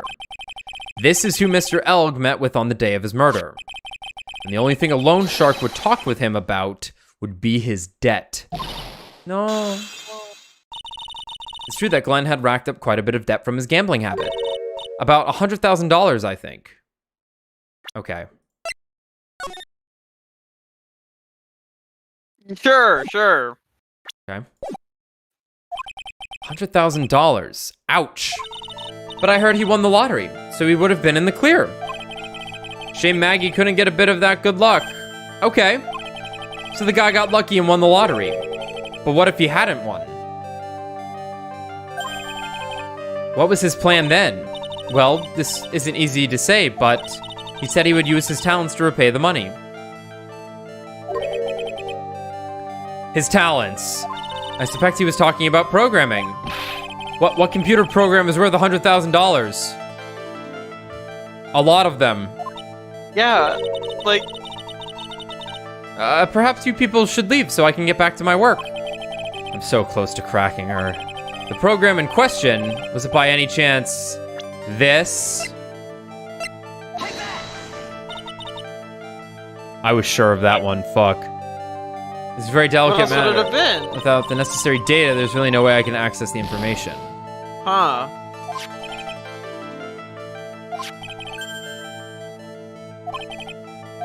Oh, I guess there is an actual program in play then. Okay. We gotta find more. Okay. Well, I guess we go to the detective agency, next. yeah. Yeah. Okay. Alright, see ya. That's interesting. So I guess, like, he wasn't paying back his debt. So they were gonna kill him here. Right? It's just like, hey, you don't pay back the debt, we kill you. Mm-hmm. He just so happened to win the lottery at that moment, though. Yeah. I mean, that's just, like, he did not have the money at that, before that point in time. Yet they still go through with killing him. Well, it was, like, too late. Like, it was just, he was dead. Right? The poison was in the coffee. Oh, I see what you're saying. See, I was thinking that he had found the ticket before. Yeah. Well, because what's her name? Viola had mentioned, it's like, what happens if we don't pay back the debt? And she says, we serve you coffee. Yeah, I get that. And you must be right. I think you must be right. However, that means he never actually saw that he got the winning lottery ticket. Because he would have died Well, and I never think seen that. I think. Because he would have died and never. Well, I think it's gonna be they set the coffee down in front of him. It's 1:30. He goes, "I win." So drinks the coffee. Okay. Yeah, that might be the Is what I'm. case. Yeah. Well, we'll see. We'll see. Yeah, that makes sense. Still, why would they have written 500,000 on this then? And what's That's with true. the, and what's That's with the actually true. CD That's- thing? That's true. I think with what we have now, you have a pretty good explanation. I think there's more to it though. Looks like Mr. Armstrong's out again, but the place is open for business. You can't have an open restaurant without a chef. Hey, it's not my fault, Nick. Don't take it out on me. Only a couple of minutes after the incident happened, Mr. Kudo left the scene, leaving Mr. Armstrong here alone. Missing when we need to talk to him the most. Maybe he's trying to avoid us on purpose? And also, why was the medicine taken?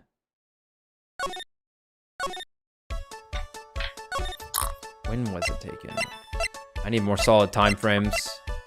Go here and here. January 7th, police station, criminal affairs department. The main server just went up in smoke. Why the heck isn't the press conference set up yet? The superintendent's here already. Yeah, and there's a problem with the internet too. I already told you to stop using your computer, Chief, but I'm watching videos online. I'm catching up on my Asian soap operas. It's gonna have to wait, Chief. I'm throwing the switch. No, just when Sum Young Guy was about to confess to his son's hot-to-trot girlfriend. No! Tragic. Wow, this place is really buzzing. Something must be going down. Something really big. Huh? What are you doing here, pal? Detective Gumshoe! You can't be here right now. You'll be roped into the briefing if you stay. Huh? We've got big problems here today. Why? What's going on? It's a virus. A virus! A virus? There's a virus ripping through the precinct's computer system. But I really need to ask you some questions. Okay, I'm only gonna say this once, so listen up. Yes. No matter how poor you get, never borrow money from a place like this, you hear? Okay. If you got money trouble, just go on a diet of instant noodles and hang in there. We're not thinking about borrowing money, detective. We want information. Oh, is that all? Okay, well, let's see. Tender lender is considered to be even fishier than the average illegal loan shark. And it seems it ran into trouble just recently. Those guys have been pretty heavy-handed calling in all their debts. Really? Don't go poking your nose around in their business, pal. You'll really regret it if you upset that lady. All right, I get the picture. Hey, wait a minute. What did he just say? That lady? Who's this lady he's talking about, Nick? We better find out what this story is with this lady. So, what exactly is a computer virus, Detective Gumshoe? I don't know. What? Look, I just go with the flow, all right, pal? And here I thought detectives were supposed to be somewhat knowledgeable. What's with that face, pal? You think you know what a virus is? Well, Nick, do you?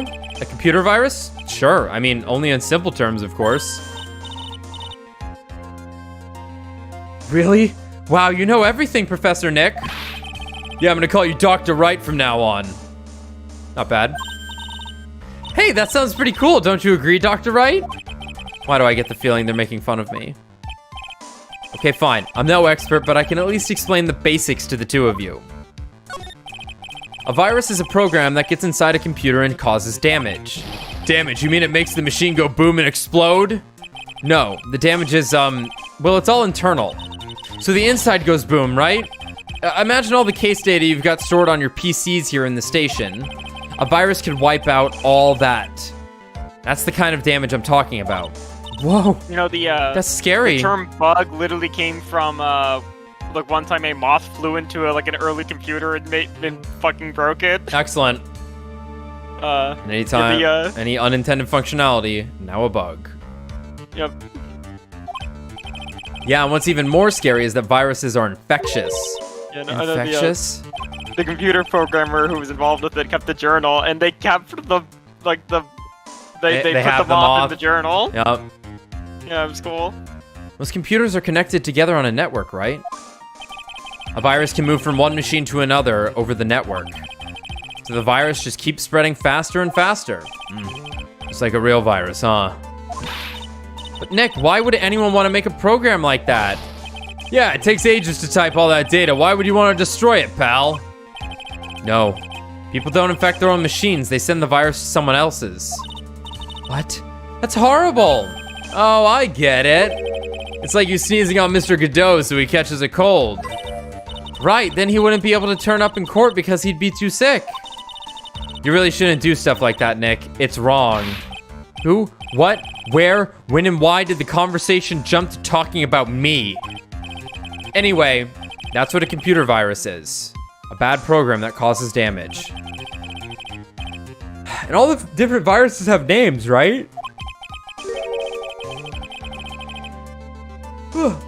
I kind of feel like I've heard the name of the virus we caught somewhere before. I guess it's gonna be MC Bomber. Yeah, must be. The name of the virus, huh? I feel like I've heard of it before too.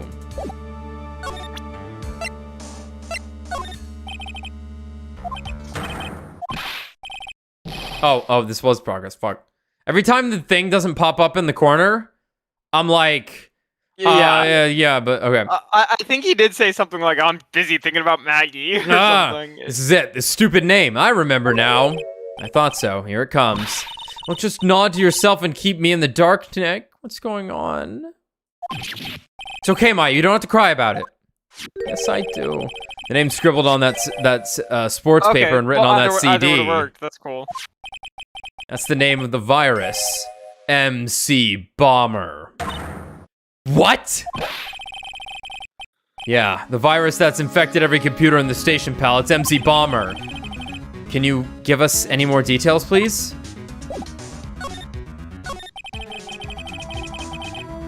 We already knew about the MC Bomber virus for a while back.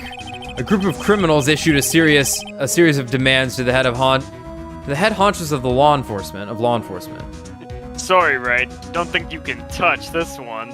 A group of criminals issued a series of demands to the head honchos of law enforcement. They threatened to release the virus if their demands weren't met. Who are they? I don't know. Some hotshots from the criminal underworld would be my guess. And now the virus has been released, huh? Yeah. It's in every computer in every public office in the city. So this is a little fucked up because I got it right in the Psych-Lock sequence with Basil. Yeah, but we just didn't know it hasn't been updated yet, that's why. Yeah, this is messed up. Oh well. It would let you secrets break it? Basically, because we don't know that it's a virus yet, but now we know that it's a virus on this CD. But we're smarter than a 5th grader, so... Yeah, it's every computer in every public office in the city. Everyone's going nuts. They're hopping around like they're dancing at a carnival that I want to take Maggie to and eat funnel cake. Fuck. And a corn dog that's shaped like a Shichishito. And all this stuff with criminals and viruses. It almost feels like we're in a sci-fi movie. Apparently the programmer who made the virus was a real genius or something. Focus right now is on tracing the root of this virus on the black market. You mean someone put this virus up for sale? Yeah, because of this one, and because this one's so powerful, I'll sell it to you for my whole debt. I get the lottery ticket. Fuck it, kill him.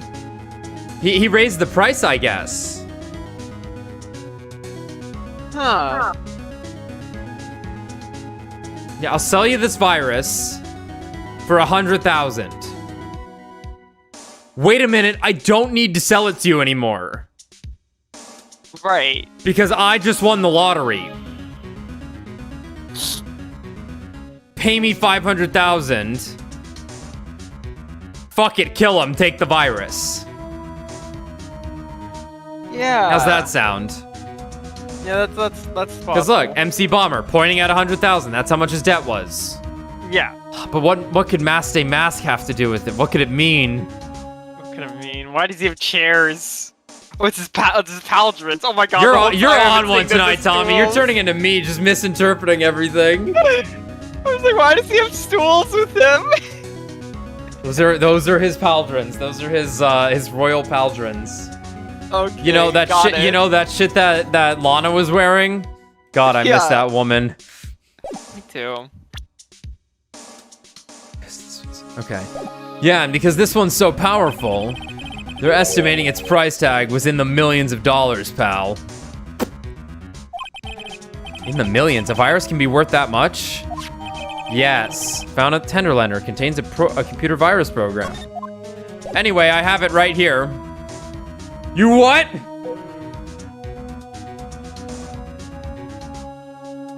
Hey, bud. It's like, anyway, I have the source code for it right here. It's even on a gold disc.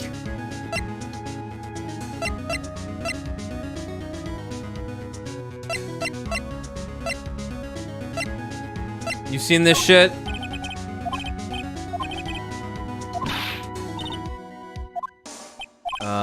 Okay. We never did find the contents of that bag.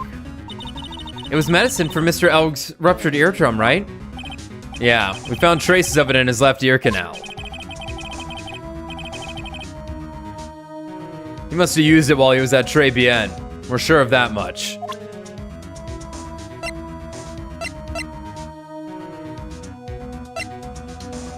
Okay.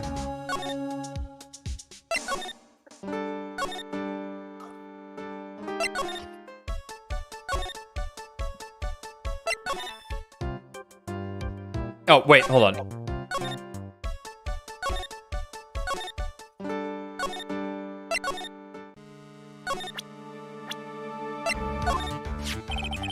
That's the girl who works over at Tenderlander.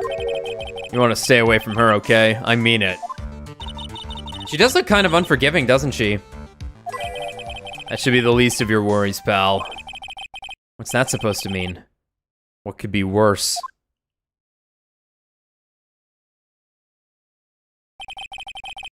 Yeah. Her name's Viola Cadaverini. Cadaverini? Oh, Jesus. She's the only granddaughter of Bruto Cadaverini. Bruto. They have a family history of head trauma, it seems. Clearly, Bruto Cadaverini. Do you know who that is, Nick? Never heard of him. Bruto Cadaverini's the boss of the Cadaverini family. The Cadaverinis. That's one scary sounding name. We can't touch them. They're way too powerful for the police. But you're thinking of taking them on, aren't you? No, I don't remember ever saying I was going to. I better get some more info out of Gumshoe about this family. Oh, this guy, the Tigre. Is he famous? Yeah, this guy's not a loan shark, you know. Nope, he's a big lone cat. Hence the name. Don't pay him back. Don't pay him back, and you better say your prayers, because he'll eat you alive. You're shaking, detective. Like a leaf. I'm just, you know, kind of on edge at the moment, if you know what I mean. He borrowed $10 from them, didn't he? Gumshoe. Must have. Oh, no, talk. Oh, up here, okay. I'm not sure if I really want to get involved in this, but who are the Cadaverinis? Who are they? A scary bunch of people, that's who. You're a cop and you're scared? What's that about? Trust me, it doesn't matter if you're a kid or a cop. These guys are scary. Everyone can read his mind. They've got some serious clout in the criminal underworld. We can't touch them. They've got too much moolah. Moolah? As in, they pretty much control all the cash on the city's black market. The black market, huh? And that includes Tenderlender, I take it. Sure, no one stands up to Viola Cadaverini. And I mean no one. Interesting. So Viola's the granddaughter of some mafia boss then. Yeah. And everyone knows how much Bruto loves his little girl. She means everything to him. So, how did she end up at Tenderlender? I don't know, pal. I heard she and the boss of Tenderlender are pretty tight. Tight? That's what it said in a file I read related to Maggie's case. Related? Sounds like a pretty important clue. Ah, I can't believe it. I almost forgot the most important thing. And that is, you know, the lunchbox. How did everything go? The lunchbox. Well, I ate it. You remember the weenies? I hate weenies. Oh yeah, those weenies. So, how did my weenies taste when they went down the hatch? Huh? Well, it was delicious? Yeah, that's what she said, really? Well, not exactly. Don't worry about it, pal. I figured something would happen, so I came prepared. Prepared? What do you mean? I made a jumbo lunchbox. Oh. Do me a favor, huh, pal? And deliver this. This sure is a heavy burden, in more ways than one. I can just imagine Maggie's little eyes sparkling with joy when you bring her that. Weenies again, Nick. Tell me we don't have to eat all these. You knew we were gonna eat it? Yeah, I calculated for this one, Nick. No, I don't think he realized we ate it. I think he just wants to give her more food. Tell me we don't have to eat all these too. A tenderly handmade lunchbox fills the stomach with love and plenty of weenies. I really can't eat anymore. Bullshit!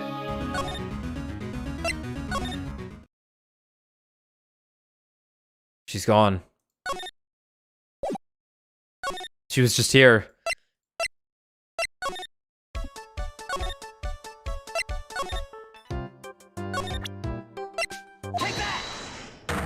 Alright. So delicious. Gotta go through a bunch of bullshit. Alright.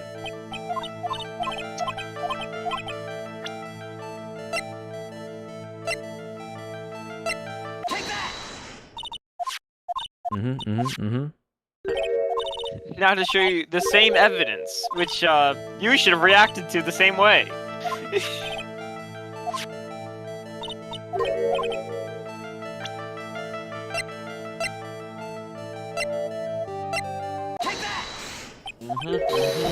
No.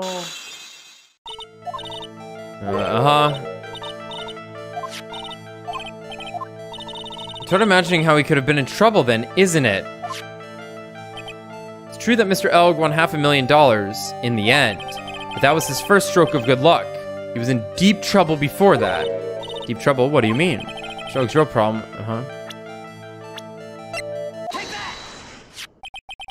Here you go, Tigre, the boss. Yep.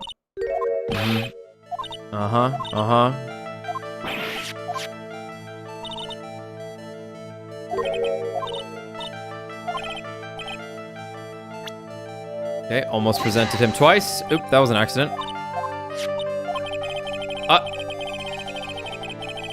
Whatever. Obviously.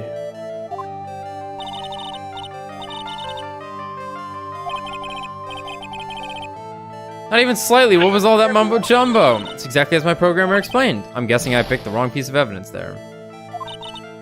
Glenn had a lot of friends, Mr. Wright. You think Glenn had something to do with Furio Tigre? Yes. I'm sorry, I don't...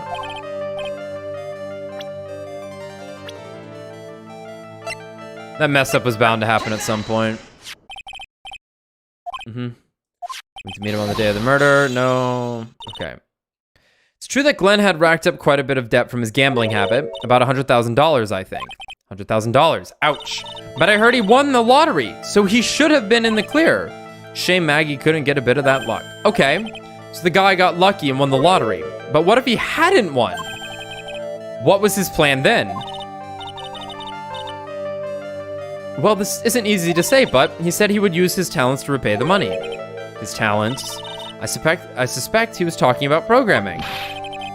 What about what computer program is worth $100,000? Was it this thing I had already presented to you, now with a different description?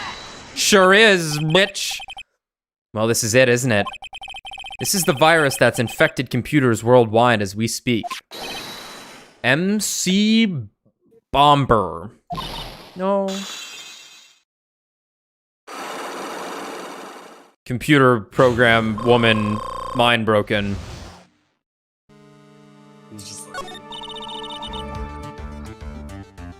Glenn's head had more processing power than any computer, but it had been infected with a gambling virus. Glenn was in too deep. You mean he was in debt? Yes, $100,000 in debt. Not an easy amount to repay. It's not ridiculous for a programmer, I'll say. Like, if you're a high-end, if your programmers make pretty good amounts of money. I mean, it depends how fast you made the debt, though, right? If this was like over a month, then yeah, you fucking, that's an issue then.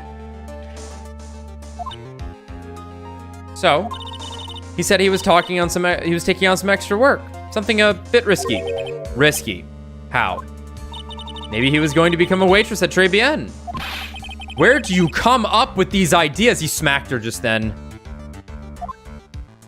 Oh. So it's safe to say Mr. Elg was the creator of this virus, huh? The MC Bomber virus? Yes. Yeah. It was a work of genius, in a bad sort of way, of course, but still genius. Something like that would probably fetch several $1 million on the black market. Inconceivable. Gumshoe was right for a change. This date, December 3rd, that is marked on his calendar. That was his deadline for repaying his debts. All right. Phase 3, MC Bomber obtained. Computer virus, MC Bomber Act 3. Computer virus made by Glenn Elg, potentially worth millions of dollars. I guess we won't be needing these horse racing tickets anymore. Glenn Elg's losing horse racing tickets thrown back on the floor. Use the trash can, Nick. No.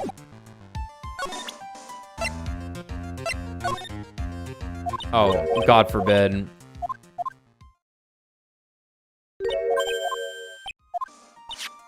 All right, I think we've gotten everything we can out of her. I guess.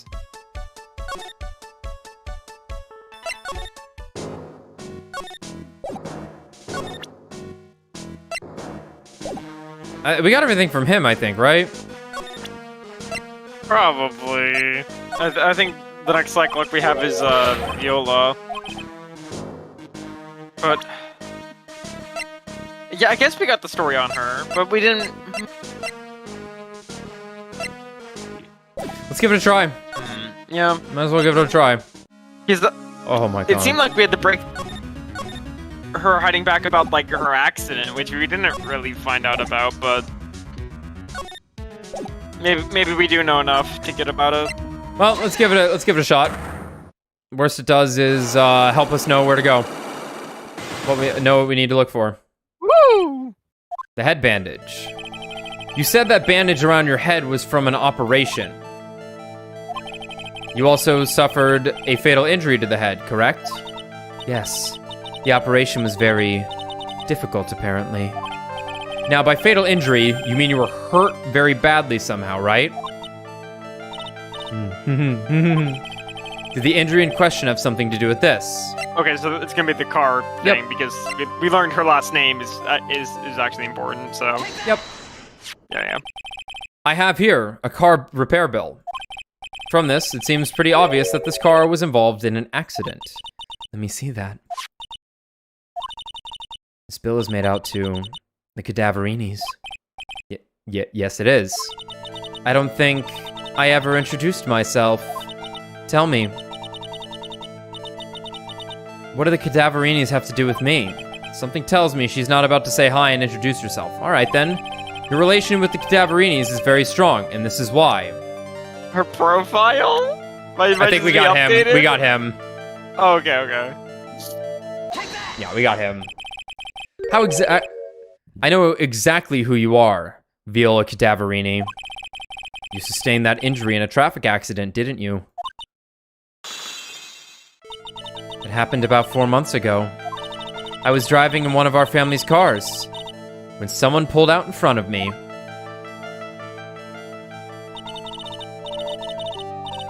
It was a motorbike or something like that. I don't remember it much. Anyway, I swerved to try to avoid it, but... Oh damn, you were driving. I took a blow to the head. A bad one. Yeah, I can imagine. Crazy. He didn't even get sent to another world either. Nah, she wasn't in a truck. Right. So what happened to the person on the bike? I'm guessing they didn't get away with injuring the Viola Cadaverini, right? I don't know what happened to them. They ran away, or so I heard. Ran away? If they'd stayed, I'd have... Is it possible? Could the person who committed the hit and run have been...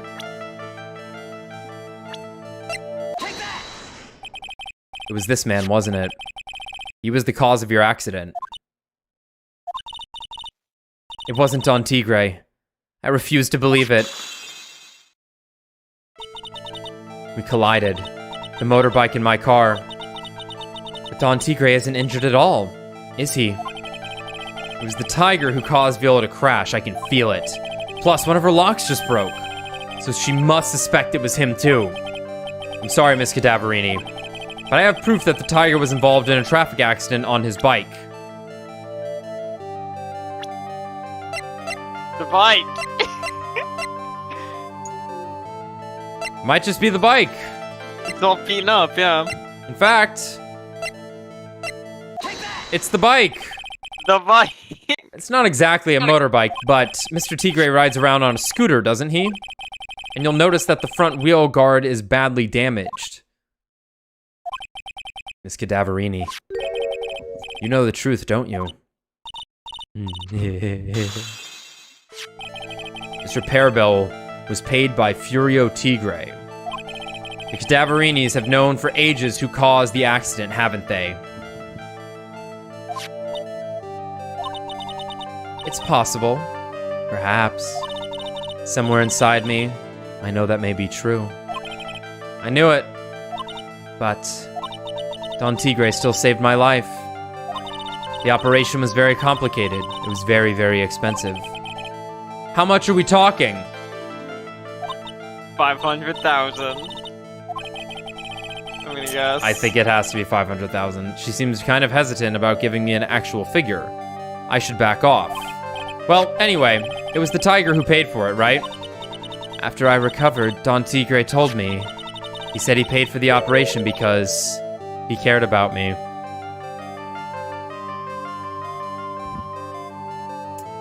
I hope the motivation is I accidentally heard a goth chick, tried to con a goth chick, and I deeply regret that, rather than I will die for real because the mafia will kill me if I don't. I believe him. Really? But do you honestly believe that to be true? Do you want to know what I think? I think the reason he paid for the operation wasn't because of you, but someone else. The Dawn, maybe? Aruda, yeah. Yep. Perhaps I shouldn't be saying this, but your grandfather, Bruto Cadaverini, controls a lot of dubious cash, right? And you are his beloved pride and joy. Sure, I don't know exactly how much the operation costs, but if you weren't the granddaughter of Mr. Cadaverini, do you think Mr. Tigre would have paid the money? $1 million. Aye.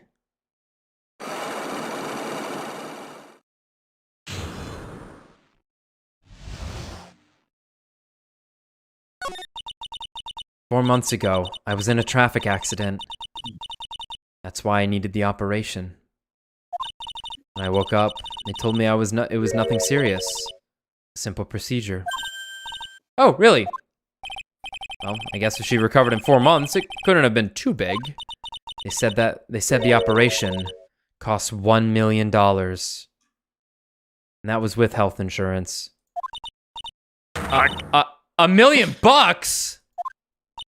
My grandfather ordered Don Tigre to pay $1 million in compensation. Compensation, huh? It's underworld lingo for paying money to settle a score. Basically, pay or get into some serious trouble. But $1 million bucks? This has to be related to our poisoning case somehow. I wanted to believe him. I wanted to trust what Don Tigre said. He said it had nothing to do with my grandfather being Viola Cadaverini. I wanted to believe he helped me because he cared about me, not about my grandfather. No. No. Goth girl, don't cry. No. You've heard of gamer girl bathwater. Now get ready for goth girl tears. That I knew. That wasn't really true. Wow. I'm so sorry. What he did to get the money was... it was... evil.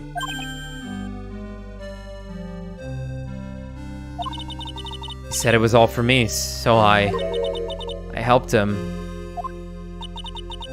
You helped him? In what way? Here, take these. What are these? Medical papers? I'm Viola Cadaverini's granddaughter. He had to pay compensation. He was made an offer. He simply couldn't refuse.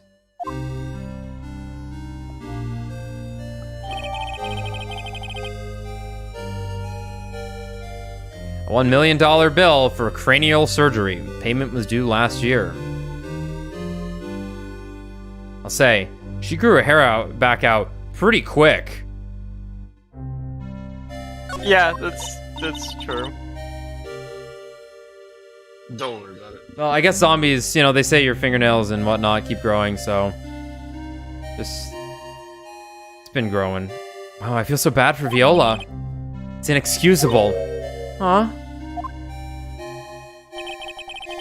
There are two things that I consider inexcusable.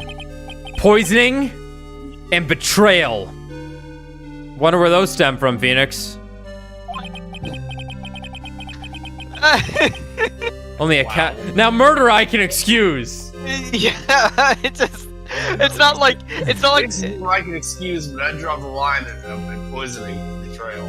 Yeah, poisoning's pretty dirty though. It's true.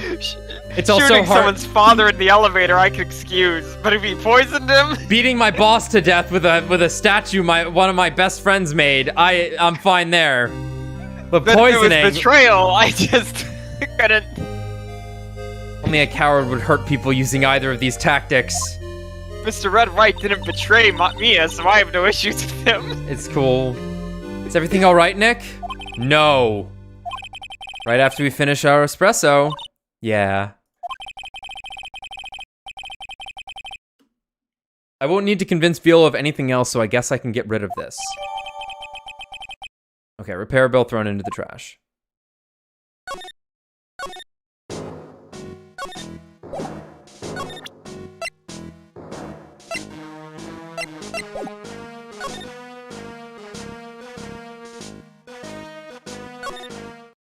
Okay. Looks like we're funneling to the end of this sequence. Bonjour, I've been waiting for you to return. Mr. Armstrong. Good timing. I was hoping to find you here. We'd like to ask you a few questions. Well, he hasn't got anything to say to yous fellas. It's Zinny Ope. Who you calling Zinny Ope? She's gone. Understandable. Come out from under the table already, Maya. Okay, hand it over. What? You just want to play games with me? I don't recommend that. The medical papers. Now. Uh-oh. Feet kicks. I think he Now. wants Viola Cadaverini's papers back. You mean this? The $1 million medical papers? Phoenix, what did we learn about waving evidence in front of evil people's faces? He's gonna tase him the same way. Like, Miss Cadaverini trusted you. That's why she said that she helped you. Forget it. That girl's dumber than an eggplant. no, it's forget about it. Forget about it. That girl's dumber than an eggplant. Yous want to know what's sad? I'll tell yous what's sad, and it ain't only her face. She thinks she's got power because she's Bruto's little girl. Now that's sad. I can't let you have these papers. Tomorrow in court, You have that. I'm going to expose what you did to get the 1 million you used to pay this off. I'm going to expose what you did to get the 1 million you used to pay this off. Are you crazy or something? I don't care if you want to give it to me or not. There's 2 of us here. You got that? 2. Who? Oui. Mr. Armstrong. Forgive me. Désolé. I cannot argue with him. I'm dying. That really hurt. Is that all you's got? I'll be taking those papers now. Armstrong, get that lighter. Wait! Don't take it too hard. Phoenix, Wright.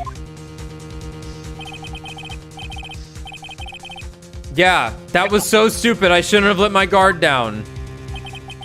Those medical papers were vital evidence. Hold it, pal!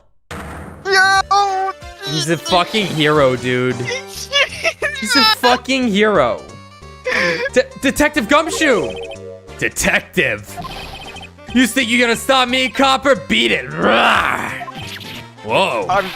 Come on, Gumshoe, keep it together. You guys, get out of here. Leave this guy to me. But, go, pal, and take this. If you get hurt, who's gonna look after Maggie, huh?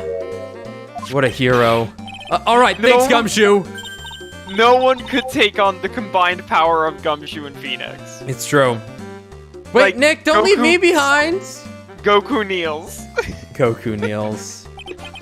I'll get even with that guy tomorrow in court. Tenderlender is going down. Gumshoe's a fucking hero.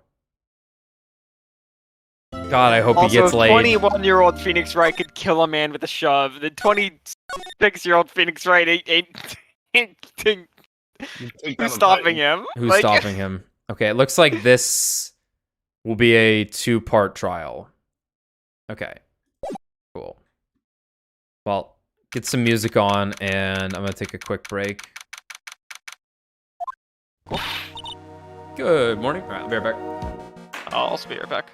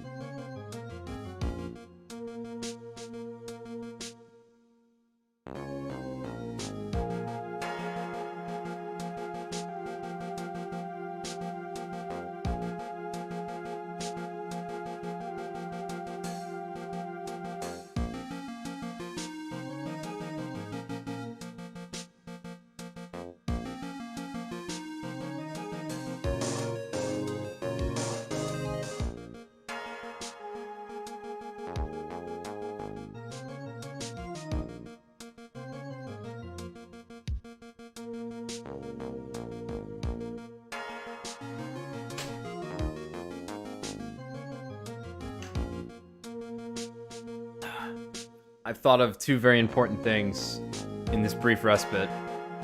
Yeah. Tommy here. I don't believe he is. I'll wait then. I'll wait. Catch my breath. Catch my breath. Are you guys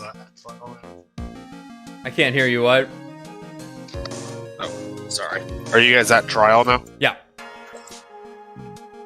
Oh, nice. Yeah, we are. Ugh.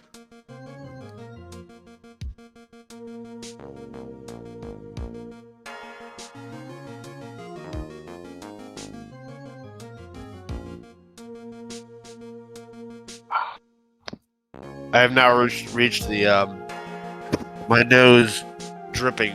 Oh boy. Constantly, part of being sick. Oh boy. That's rough.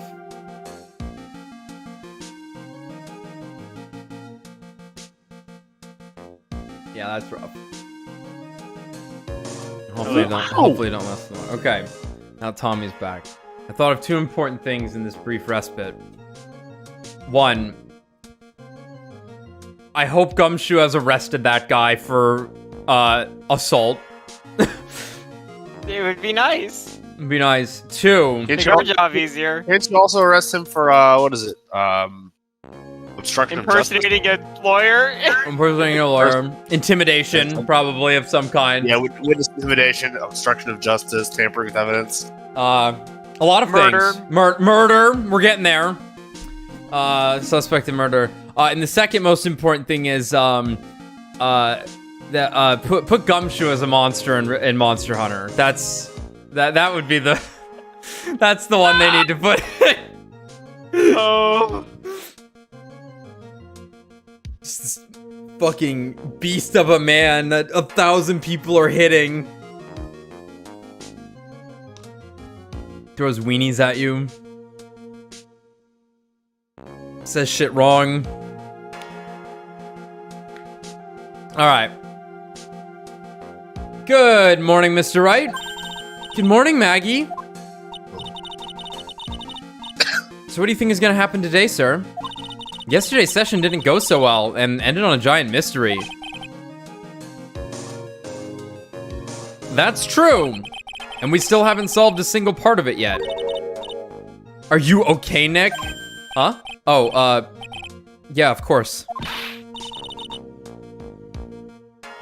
I saw that little flash of doubt in your eyes. No. That wasn't doubt. That was, determination. Why don't I believe you? Sorry. My stomach's still bruised from yesterday, so it kind of hurts to talk. It's nearly time, Maggie. You better get going to the defendant's seat. Roger. Don't let me down, Mr. Wright. I'm counting on you.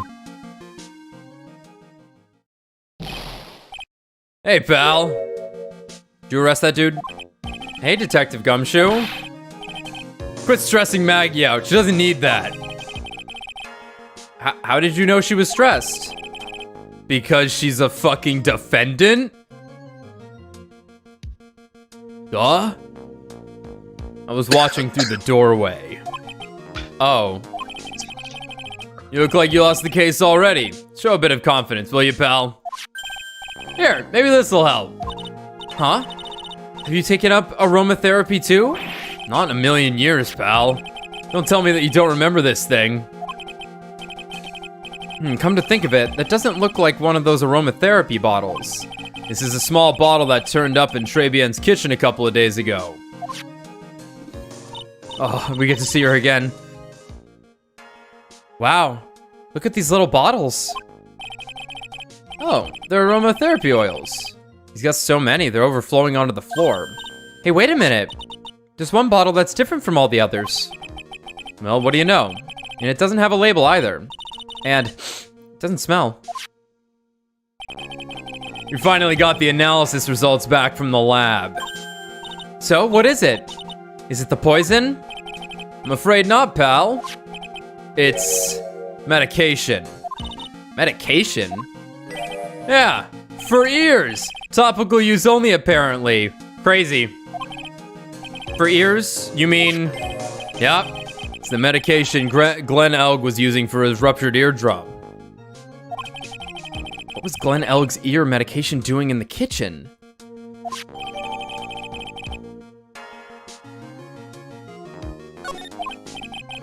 What about the unidentified fingerprints on it? Anything on that? Someone screwed up, so they only had time to analyze the contents of the bottle.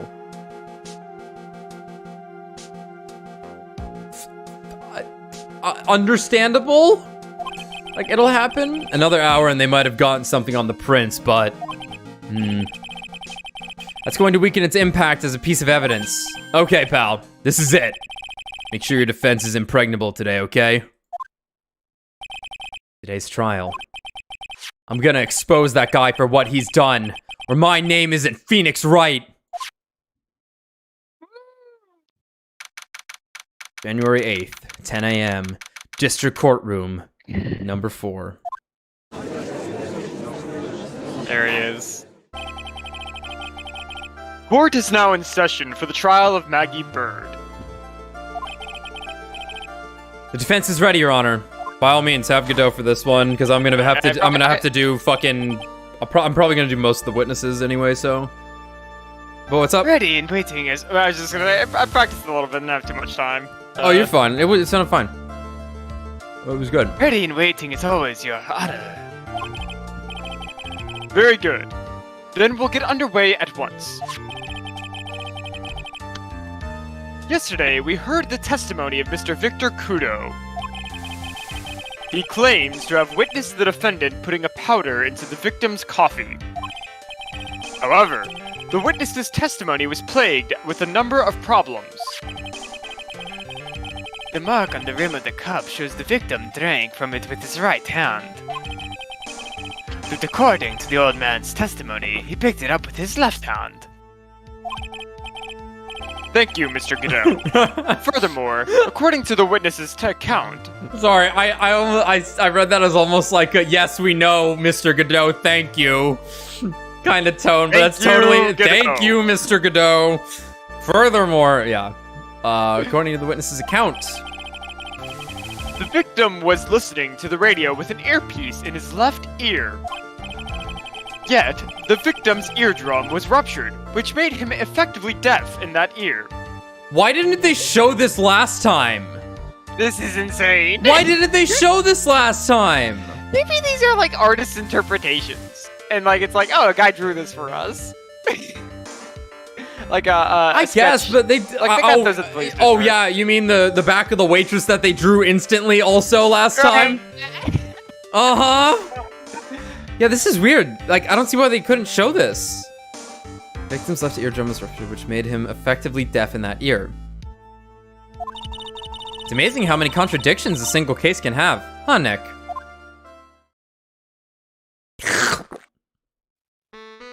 Oh. Allow me to enlighten you, Your Honor. Oh, please do. The world, you see, keeps turning, and we must turn with it. It's flat, you dumbass. You've lost me already, Mr. Godot. Good. Don't let the mysteries of yesterday mystify you today. Only losers think like that. You've got to change with the times. That's one of my rules. Are you implying that you've resolved these contradictions? What? No. You know the answers to these riddles? The old guy wasn't just throwing seeds in here. He was throwing us off the scent. And today I'll prove it. Very well. Let the first witness take the stand. I was checking how I hold my coffee mug. I use 3 fingers. Mid-20s me downloading the Game Boy Man's personality. In 90 seconds. Over the course of 90 minutes. Over the course of 100 hours that we have on this game. No, literally, I have. Against my will. And you are? Oh, bonjour, everyone. I am Jean Armstrong, the owner and head chef of La Très Bien Restaurant. Enchanté. Forgive me for asking, witness, but are you a woman? Judge! Everyone in the court, boo! Can't just ask shit like that. It's fair to ask someone's pronouns. That's fair game. I know, it's just funny. It's like, God, you can't just... Yeah. Oh, la monsieur. As you can see, I am la pert and perky gentleman, non?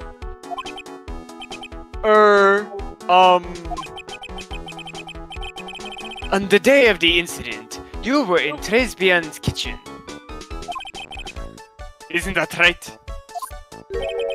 Was you, monsieur? Huh? What the fuck? Everything feels right. With you, monsieur, everything feels right. Alright! Understandable. Ha! Wow, he's totally unfazed. Doesn't anything intimidate this guy? Very well. Your testimony, please, witness. Please tell the court what happened that day at Très Bien. Oui, volontiers.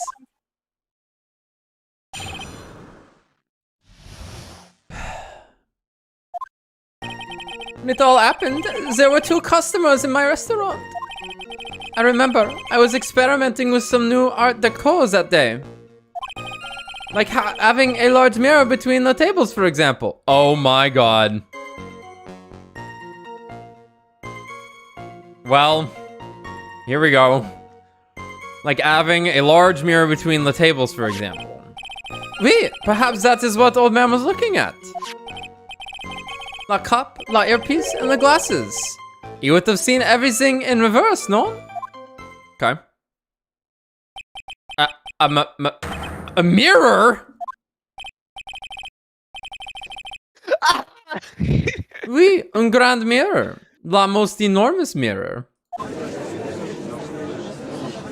Don't ever say there's no such thing as a world inside the mirror.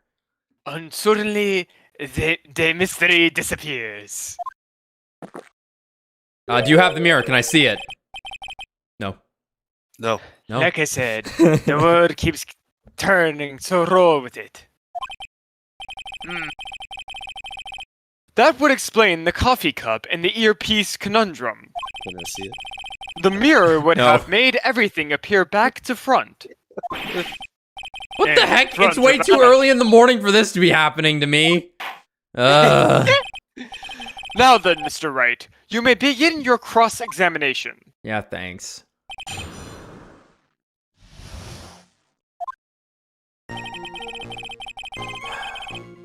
When it all happened, there were just 2 customers in my restaurant.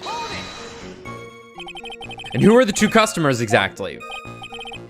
Of course, the young man who died, and the other not-so-young man.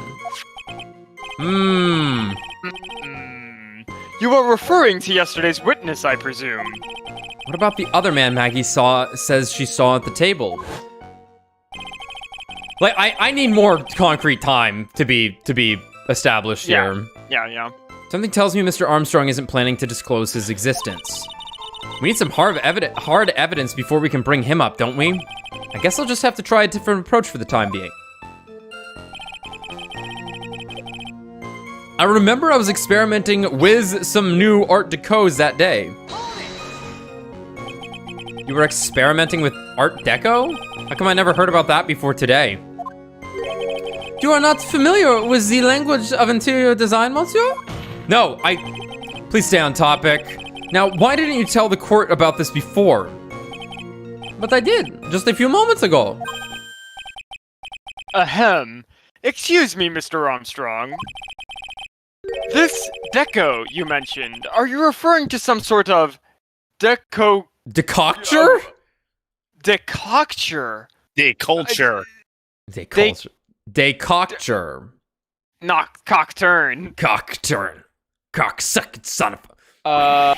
Cocksucking motherfucker. It's a type of jewelry? No, Art Deco. It is a style of design, Your Honor. He's talking about interior design. Walls, ceilings, carpets, that kind of thing. Ah, yes, of course. That deco. Sorry, I'm still trying to Google this word. Like, Google's not, like, giving me something. Did I spell it wrong?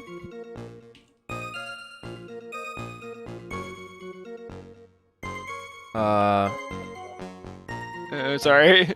That's fine. I don't know. Yeah, I'm going. Okay. Becocture. Yeah. Sure. I was trying to achieve a what's up? A concentrated liquid resulting from heating or boiling a substance. Oh, okay. Especially in medical preparation. Okay. Okay. I was trying to achieve a more... Decature. Yeah. Decature. I was trying to achieve a more la effeminate look for my restaurant. I was planning the most bold remodeling of la decor. Like having a large mirror between the tables, for example. Kill him. Where between the tables? Like, yeah, there's walls the partitions? There. Yeah. How big of a mirror are we talking about here? Boff. Something about 4 meters wide. About 2 meters high. Let's see. If 1 meter is about 1 yard, holy glass in a frame, that's huge.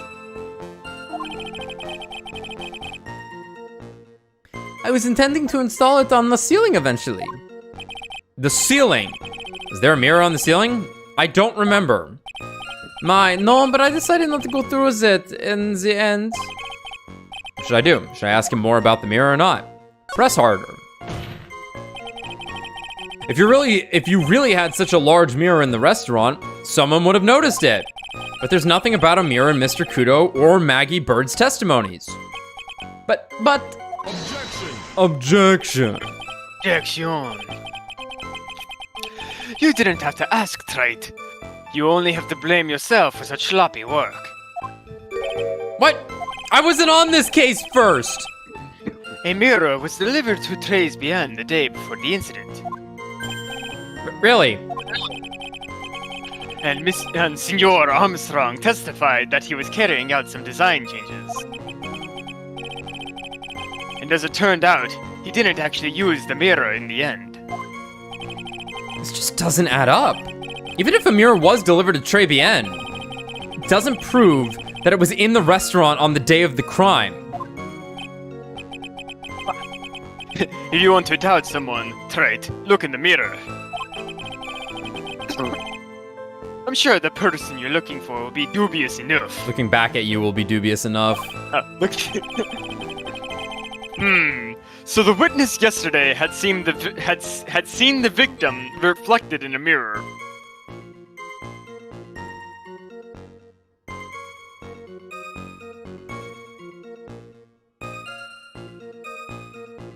That angle's fucking just not happening. Insane. Like, you would have to... So, I know you can't see my mouse, but the stream can. You would never see...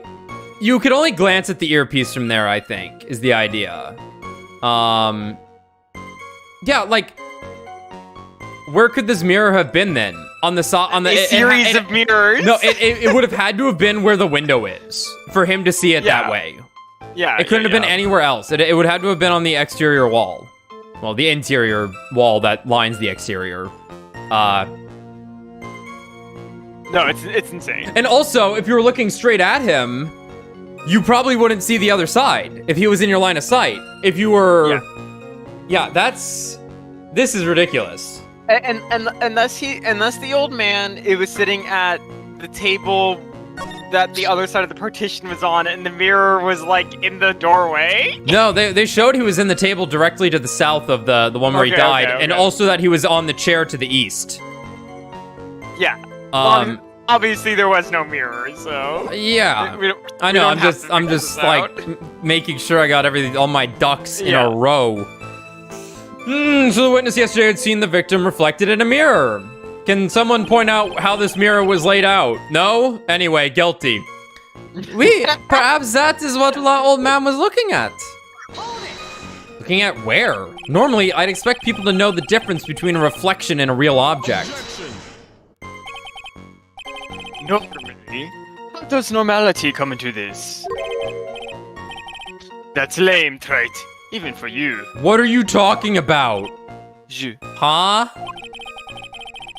Are you trying to say that if something isn't normal, it isn't possible? Is that it? Oh, we're just denying the concept of beyond a reasonable doubt now? Sure. I am a cyborg. Where does that leave the porky-headed lawyer and the top-notch chick over there? Chick. The ungodly cool guy with the mask over here. The ungodly cool guy. Yeah, oh fuck, he's so cool. Not the hair. I do not have a top knot. Maya. I'm sorry. Maya? You kind of have a top knot, just not like the ugly one where where you're forced to shave the top of your head. Mr. Godot is correct. He's That fucking is radical. A top knot. A lack of normality is no basis for discounting an argument. Bien, logic as one la day. La cup, la earpiece, and la glasses. He would have seen everything in reverse, non? Everything? He would have seen everything in reverse? That's not how time flows, dumbass. Hey, Nick, we should take a second and think about what old CD said in his testimony. How did he phrase it again? The boy was wearing the earpiece on the same side as the green lens of his specs. The question, you can lock me up if I'm wrong. It was his left ear without a doubt. Then he used the same hand to pick up the cup, his left hand. He saw everything he described reflected in a mirror. Then everything he said he saw on the left was actually on the right, huh? And that clears up all his problems with his testimony, I guess. Or does it? Ha! It's kind of hard to believe everything's the fault of the mirror, but... Do you think old CD saw everything through a reflection? Yeah, but where would this reflection be coming from? If he did, it would explain all the contradictions in his testimony. That just makes the situation worse for Maggie. There's gotta be something in that old man's testimony. We've just gotta dig deeper. Okay. Interesting. I'm not too sure. So.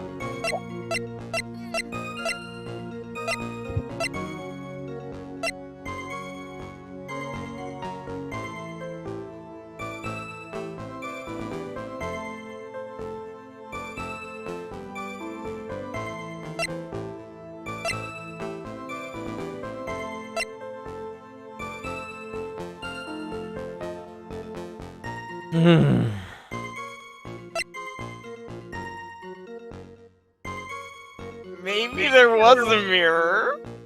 I guess there was a fucking mirror? I mean, like, that would explain why he thought the other vase fell. Right? It's like, I saw a vase fall. It's like, wait, no, I knocked over the vase. Wait, didn't he? If you're talking about the old guy's testimony, didn't he also say that he saw him like drinking it with the opposite hand and everything? Yeah, that's kind of Right, what we're but- doing. I never gave these back. I just have these.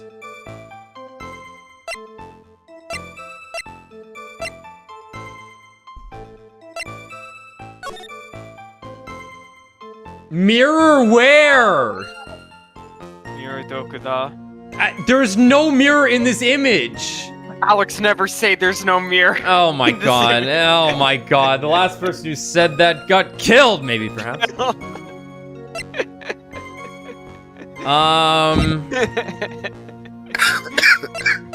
Okay. There were only 2 customers in my restaurant. I remember I was experimenting with the new Art Deco at the time, like having a large mirror coffee backwards. Oh my god, they spelled coffee backwards.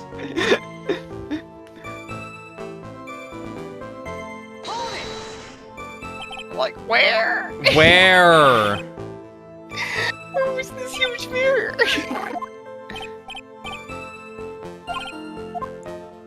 I mean, Godot tells us there was a mirror that showed up.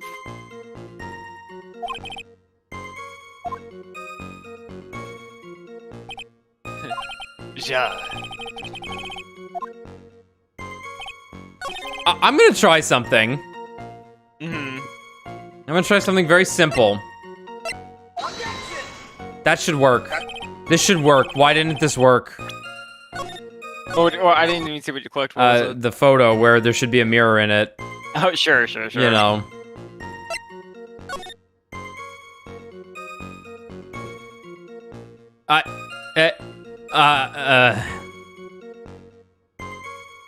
Like fucking where? Okay, we gotta focus on. There has to be something more stupid and specific. Yeah. Than that. Okay. 2 customers in my restaurant. As far as we know, that's true. Right, because this is, remember, this is the fake, this is the setup to create a witness, I'm pretty sure, is what's happening here. But in all of our testimonies, this is true. You have the victim and either... No, we don't have that in all of them. We have Maggie saw 2 people at the table. Yeah. Oh, well, yeah, yes, 2 customers in the restaurant. Yes. Right. Because the old man wasn't there. No, there were 3 people then in Maggie's. I guess it's true. Yeah, Maggie. Yeah, there's 3 Maggies. That's right.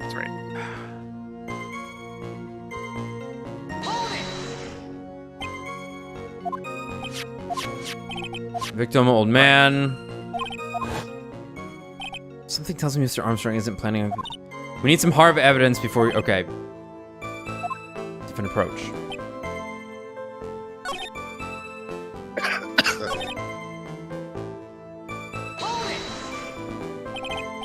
Normally I'd expect people to know the difference between a reflection and a real object. Okay, this is just gonna go on this long rant. Ungodly cool.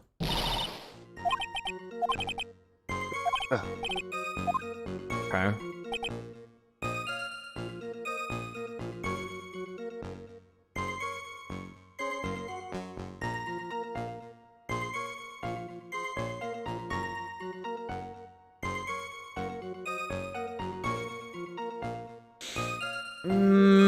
You don't mention the paper.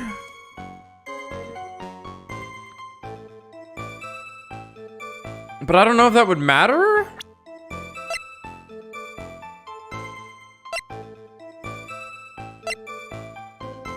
Why do we still have this?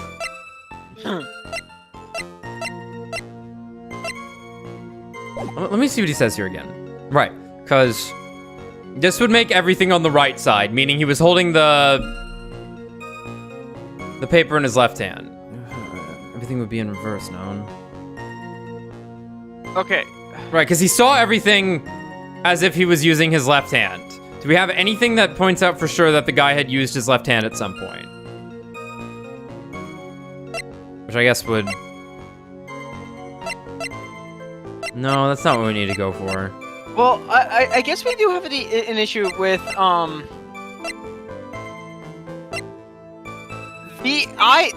the glasses are on his left side. Right? Yeah, so you think we actually... Oops, oh, that's fine. Everything. He would have seen everything in reverse. So in theory, if someone's seeing him drink with his left hand, then the eyepiece should be on the right side, which was not what was stated. No, it was stated that he drank with his left hand. With the same side. Yeah, everything was on the same side was the idea, I'm pretty sure. Yeah. Yeah, But, he took it with his left hand, his scouter, and his, wait, this makes less sense now, hold on. right, so I believe in the truth. The actual victim has a scouter on his left side of his face and drinks with his right side. So in theory, if everything's reversed, it should be scouter right side, drink left side. But that's not what we've been told. We've been told everything on one side, yeah. Yeah, I guess we could potentially just present the profile. Well, yeah, over his left eye. Yeah, wore an HMD over his left eye in particular. Okay, so that's simple, huh? All right, let's see. Hey, Nick, we should take a second, think about what... Oh, where is it again? Boy was wearing the earpiece on the same side as his green lens of his specs. Yep. No question, you can't lock me up if I'm wrong. It was on his left, yeah. And he used the same hand to pick up the cup, his left hand. Yeah. Yeah. So that's not reversed. Yep. That's... Yep. If you saw everything he described reflected in a mirror, then everything he said on the left was actually on the right, huh? That clears up... Okay.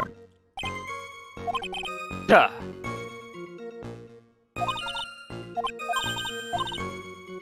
Cool. I think that will be it then. Take that!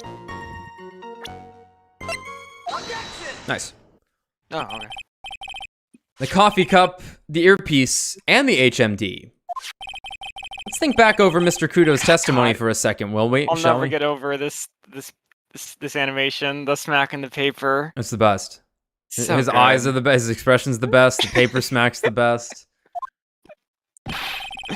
The boy was wearing the earpiece on the same side as the green lens of his specs. No question, you can lock me up if I'm wrong. It was his left ear without a doubt. So to summarize, we were told both the HMD and the earpiece were on the victim's left side. Now, if Mr. Kudo saw all that as a reflection in a mirror, it means both the HMD and the earpiece were actually on the victim's right side. But there was actually no mirror anyway, because you all haven't told me how this is possible, and they would anyway. Yeah, but this is bullshit anyway. Exactamente. You see, monsieur, now that you think about it, it is not so hard, non? Shut up. Unfortunately, that's where we run into a monumental contradiction with the facts. If Mr. Kudo really did see everything in a mirror, why is it that the HMD is now on the wrong side of his head? It's true, they just found the body this way. Order. Mr. Wright is correct. If the witness genuinely observed the victims reflected in a mirror, then we would expect the victim's eyepiece to have been on his right eye. Objection! There were two mirrors, Your Honor. 2 mirrors, Your Honor. How bitter.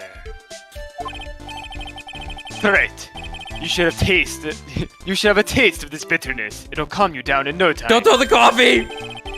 Are we talking about your coffee or something completely different? You don't understand the way the witness thinks. How he thinks? You remember this, I presume. The I broke the vase sorry apology Mr. Kudo's sworn testimony? Exactly. The old man has a grievous habit, other than throwing seeds. The more of an impression something makes, the more muddled his mind makes it. That's the most striking thing about Mr. Egg. And what's the most... clearly the victim's eyepiece. And that's my point. The old man strikes again. Mr. Elg's HMD made a big impression on the old man. This is why I wear a symmetrical visor, says Godot. I saw the earpiece on those new-fangled spectacles he was wearing. Oh yes, they were both on his left ear. Do you hear? His left ear! Yeah, well, right. It's the worst but best impression of Kudo ever. Wow, I really thought he was old CD for a minute there. Godot's good. Enough. No more jokes. I must agree that yesterday's witness was irresponsibly rash in much of his testimony. Bad luck, Nick. Looks like the boil of a contradiction you found is just a rash. Looks like the boil of a contradiction you just found is just a rash. Yeah, I guess they're joking about his nose or his eye. I don't know. Yeah. A mirror can't be beaten by a handful of seeds, nor can it lie. Okay, but what about physics and its placement? How do you feel about that? No? Oh, okay. So, what exactly was the old man looking at? Fill us in, Mr. Armstrong. Let's all look at Go the door. on, tell the court we are all ears. I haven't had an opportunity to make a let's all look at the door joke. Oh, yeah, here we go. Okay, I can explain. Please, if you will. Let's all look at the door. of the restaurant. Man, fuck. That sucks. I've been like waiting for a moment to make that joke, and I'm like, well, I guess I'm not gonna make it, and then go fucking figure. The bone gets thrown afterwards. It's just like L potentially getting the ticket after he already died. Fuck. Fuck. Well, let's all look at the door. Fuck.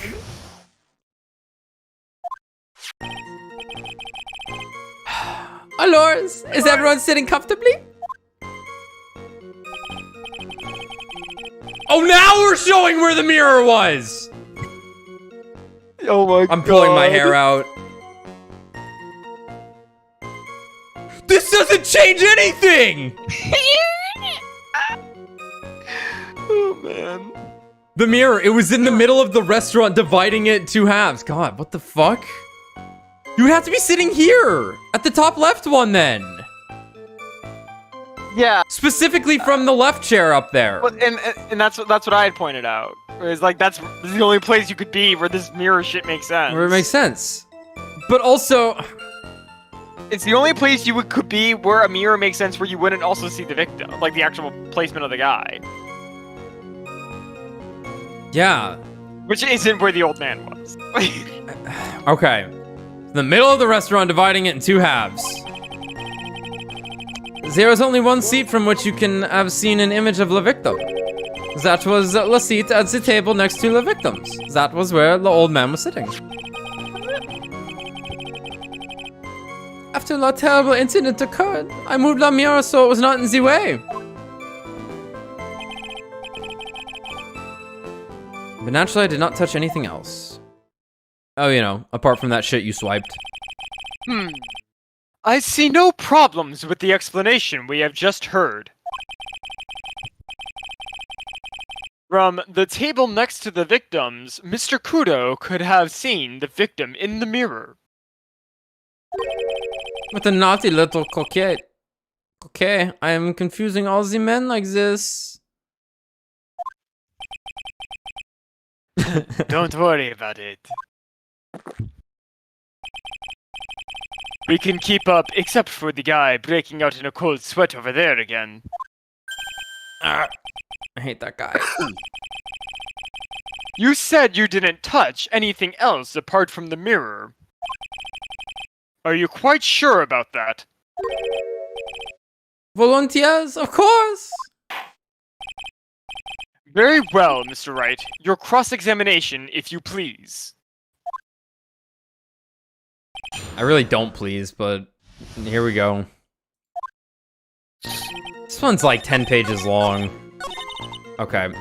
It was like 6 somehow, despite it being like 50. It is pretty strange though, isn't it? I mean, nobody mentioned anything about a really large mirror. You'd think someone would have, but Maggie didn't, and neither did old CD.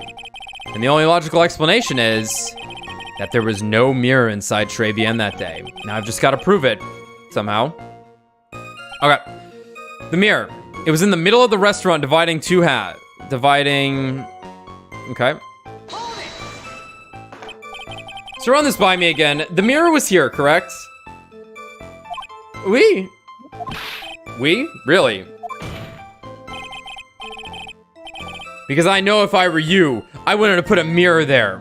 It would be in the way. Objection. That makes sense, Your Honor.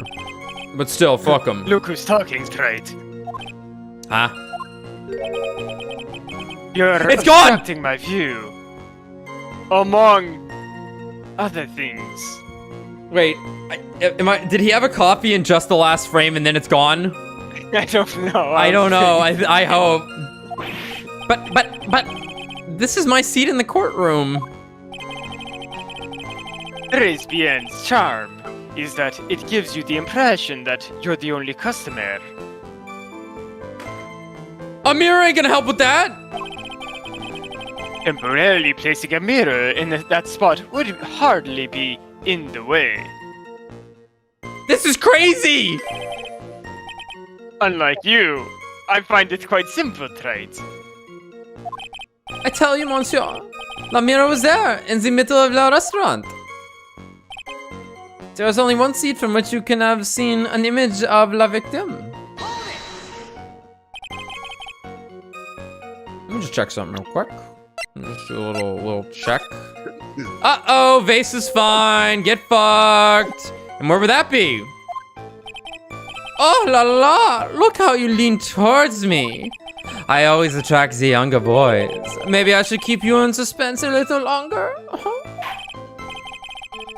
Put your dick away. Mr. Armstrong, tell the court what you know at once. You take that thing out again, bailiff will have it whacked so hard, I swear to God.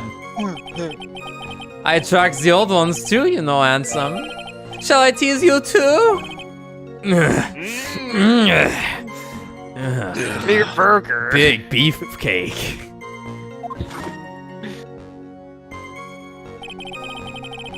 I'm already seeing a very hot someone, so I'm afraid you'll be waiting a long time. Fuck. I bet she has a mocha cream skin and I bet she has mocha cream skin and cappuccino perfume. Actually, she is your skin. Actually, she has yours. Literally yours sometimes. Sorry for anyone who hasn't already figured that out. Bien, I will tell you, there was only one seat from which you could have seen. That was the seat. That was the seat at the table next to the victim. That was where the old man was sitting. So why can you only see the victim from that particular seat?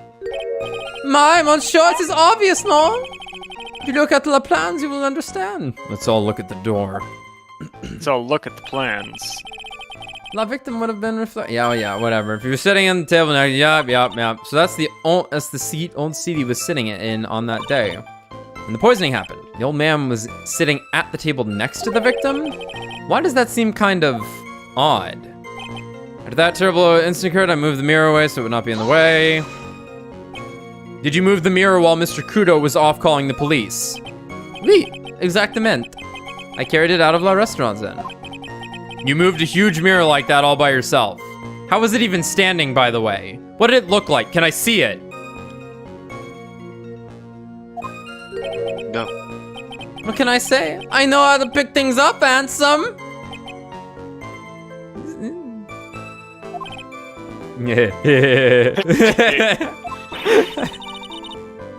Godot actually laughed at something. It was kind of hot. I wonder why I think that. Well, given the witness's physique, I suppose it's possible. I'm Myron. Did you move anything else from the scene, Mr. Armstrong? I look like the obliging type, no? Well, naturally, I did not touch anything else. So this is also weird, because maybe I actually could bring up the medicine bottle here, too. Are you sure about that? I touched nothing except la mirror. Mr. Wright, is there something the witness has said that doesn't match the crime scene? Yeah, there is. I just can't put my finger on what exactly. Huh. Suffering from a case of heartburn, right? Oh, I have just a thing for that! An oil with gold myrrh and frankincense. Frankincense? Is that always how it's been pronounced? I've always known it as frankincense. Frankincense. Frankincense. I guess there's a T in there. Wait, frankincense? I've never actually heard that expression. Frankincense? It's a... You never heard... It's in the Bible. It's what the three wise men... It's one of the things the three wise men brought to Jesus. Yeah, one of the gifts. It's what? Myrrh, frankincense... I only know the gold and the myrrh. The gold, frankincense... I can never remember the other one. And myrrh. Myrrh. It's a few drops to enjoy your coffee, and voila, enjoy. Focus, Phoenix. Breathe. I need to ignore those two and just find some evidence. It is pretty strange, though, isn't it? Okay, wait. Yeah. So... Could be a couple of things here. We got... Apology about the vase, which... probably is it. We have... Oh, Jesus. Sorry. Victim's ear medicine, which was found in the kitchen. Is unaccounted for. And I guess we could also have the photo to point it out.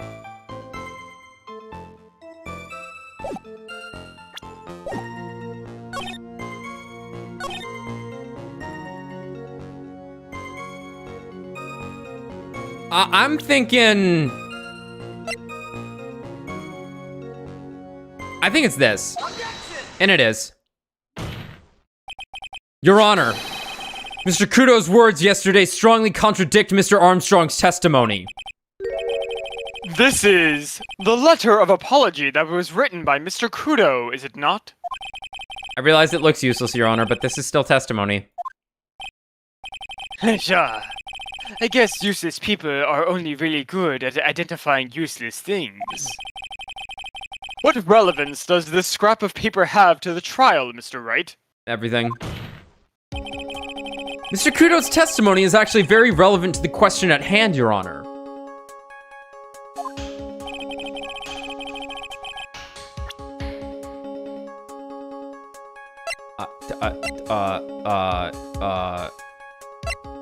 The mirror?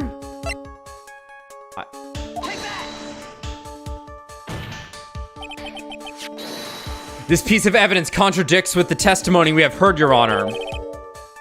The crime photo? Yes, the photo clearly shows something that theoretically should not exist.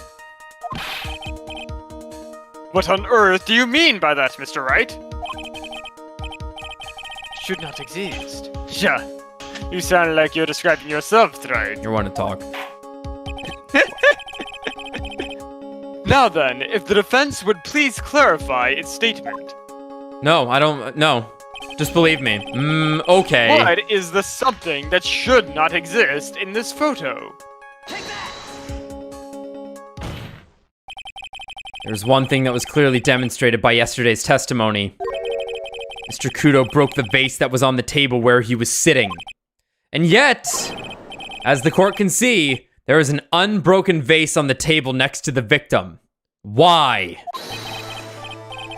Because Mr. Kudo was not, in fact, sitting at the table next to the victim at all. Objection. Don't be an idiot, Wright. That's impossible. The seat's the only one Kudo could have seen from the victim's reflection from. Exactly. Yeah. Nothing better than it's like you say something and you're like, I got him, and then they go, yeah. You know you've already lost. There's only one conclusion we can draw from this contradiction. There was no mirror in Tres Bien that day. Your testimony, Mr. Armstrong, is an elaborate lie. Mon Dieu! Objection. Don't try to confuse the court, Wright. Obviously, the witness cleaned up the vase, while the police were taking their time getting to the crime scene. Oh, you mean how he didn't touch anything else? Unfortunately, Mr. Godot, that doesn't quite work for me. Mr. Armstrong already testified to the contrary in his own words. I did not touch anything else except the mirror.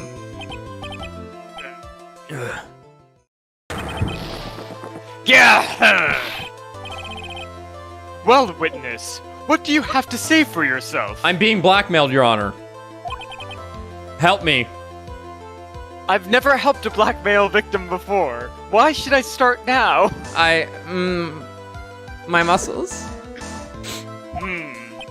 They do look pretty good. You do be looking pretty swole. And I did like looking at that door with you. I'm Myron. I'm Myron. I was right. There was no mirror in the restaurant that day. I can't say I blame you for setting up a mirror. In light of this revelation, we return back to the original problem. Why did the victim have an earpiece in an ear in which he couldn't hear? Ja. You only get one shot in life. There's no turning back. Uh-huh. If you want to claim that the mirror wasn't there, right? Then this problem is all yours. Can you prove that it was there for me, please? Ah! Huh? No! How do you explain what the old man saw? He did not see the crime. Are you going to be okay? Can you really solve this contradiction, Nick? There's more than just this one contradiction, Maya. What do you mean? Remember what Maggie told us? There was another man at that victim's table. And there was a sample CD on the victim's table. It all flies in the face of Mr. Kudo's testimony. And I think I know the reason why nothing in this case is adding up. Well, Mr. Wright, let's hear your answer. Yes, Your Honor. The reason behind all the contradictions in Mr. Kudo's testimony is simple. 2 court scenes, 2 murder scenes. Ooh, I think we say the victim was a phony, not Mr. Kudo. Yeah, because Mr. Kudo didn't make a mistake. No, he's told the truth. No, yeah. The victim was a phony. A big, fat phony. This case is riddled with contradictions. Yet there is one very simple answer that clears them all up. And what is that? The incident Mr. Kudo witnessed and the incident the victim experienced were 2 completely different events. What? Yes, the victim that Mr. Kudo saw wasn't Mr. Glenn Elg at all. It was an imposter! A phony pretending to be Mr. Elg. Yes! Obviously, unlike the victim, there was nothing wrong with the imposter's left eardrum. That's how he ended up wearing the earpiece in his left ear by mistake. That's crazy. Oh, little boy.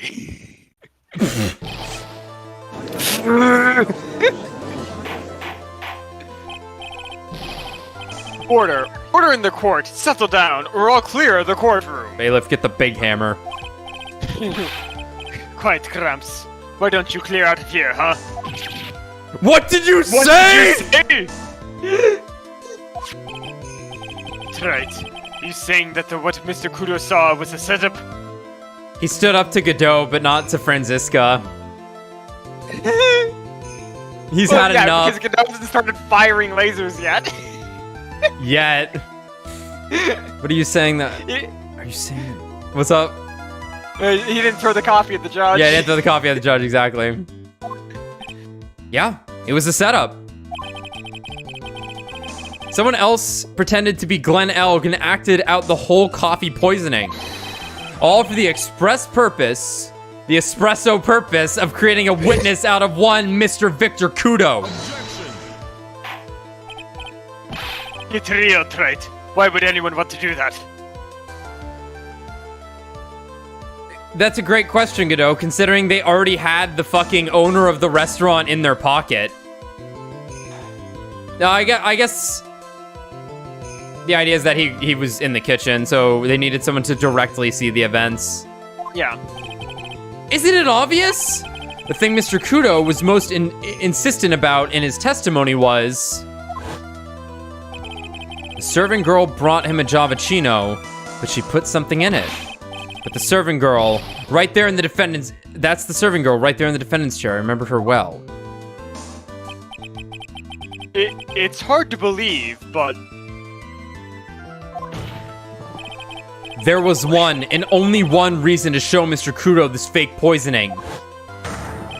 To show Maggie Bird in the act of poisoning the coffee. Okay.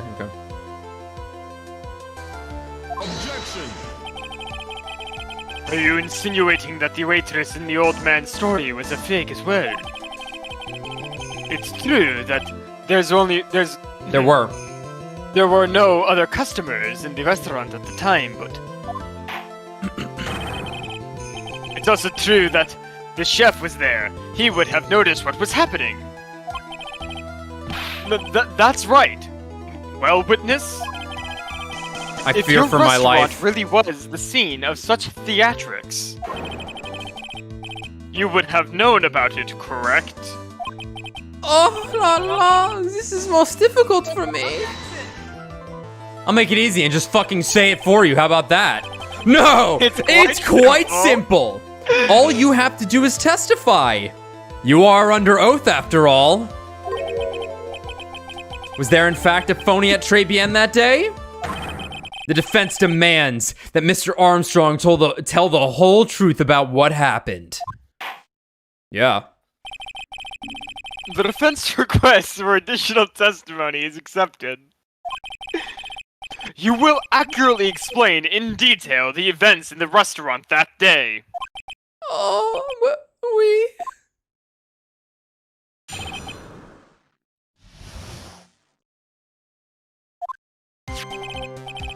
La victim, Monsieur L, he came to my restaurant alone.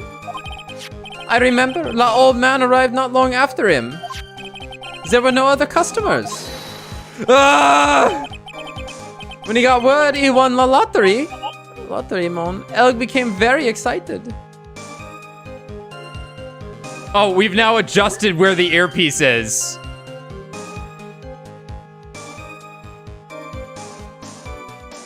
Huh. We got word he won the lottery. Elg became very excited. It was approximately 5 minutes later that the poisoning incident occurred. No, there was no time for Phony to do la acting. There was nothing but time. Just so we're clear, there is no mirror in the restaurant after all. And that you're a huge fucking liar, and that we should definitely believe anything you say. Je void man pardon. Forgive me, Your Honor. I lied because I wanted this mess to be cleared up quickly. Yeah, uh-huh. What you have just done is commit perjury, Mr. Armstrong. You will be arrested, and your pee-pee whacked. I will decide how to punish you later. Oh, I bet you will. We. Now, lie more. For now, we will hear your cross-examination, Mr. Wright, if you please. Me? No. Please, Mr. Wright? No, it's just the way you said it made it sound like you're cross-examine yourself. Shove it up your ugly ass. That's right, shove it up your ugly ass. Please, Mr. White, cross-examination. Okay. He took that perjury charge a bit too well. But I'm guessing he'll be in more serious trouble after this cross-examination.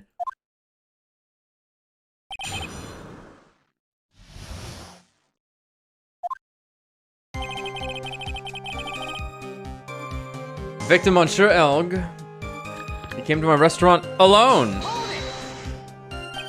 Was he alone at his table as well? I saw him from the kitchen.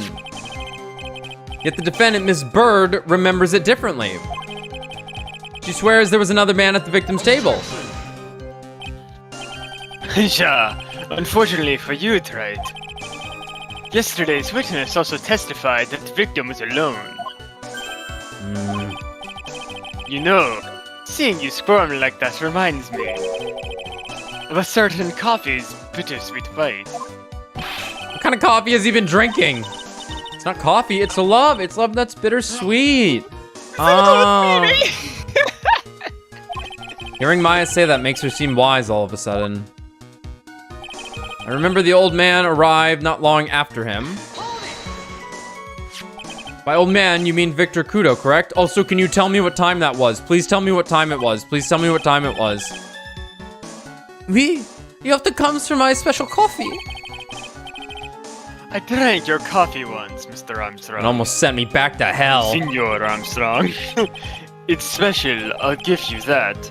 It's worth a sip just for the experience. Lets you know you're alive. Oh, you make me so happy, monsieur. You are most welcome. Anytime. I said it was worth one sip. Nothing more. So old Mr. Kudo arrived at the restaurant around the same time as the victim. Yes! Yes! Yes! What time was it? Out of curiosity, about what time was it when Mr. Kudo arrived? Oh, no, I cannot remember, monsieur. Bullshit. Fine, I'll prove it. I believe we were told by a witness yesterday. The crime was reported at 2:25 p.m. by a kind of scary old man, sir. Oh yeah, crack this shell wide open and shit in it. Does that perhaps jog your memory, witness? The incident happened around 20 minutes after he arrived. So, the victim must have arrived between 2 p.m. and 2:10 p.m. Known? Known. Just after 2, huh? Thank you for your help in jogging my memory, monsieur. You are wonderful. I can't sit here all the time and do nothing now, can I? All right. Time of day will be added to the witness's testimony. I'm not doing the rest of the. I'm not doing the rest of the pressing. I am. Oh, I'm sorry. I mean, merci bien. That's French, isn't it?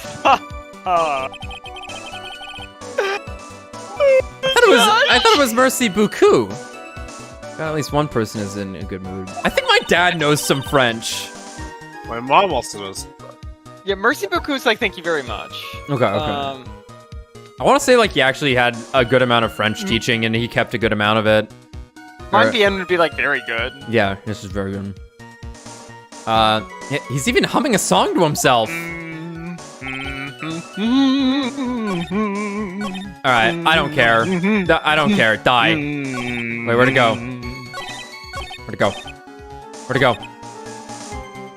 You must press. Where'd it go? Oh, there it is. Well, I guess I can press the rest of it. You never know. There's generally some funny dialogue. There's generally. So your only customers were Mr. Kudo and the victim.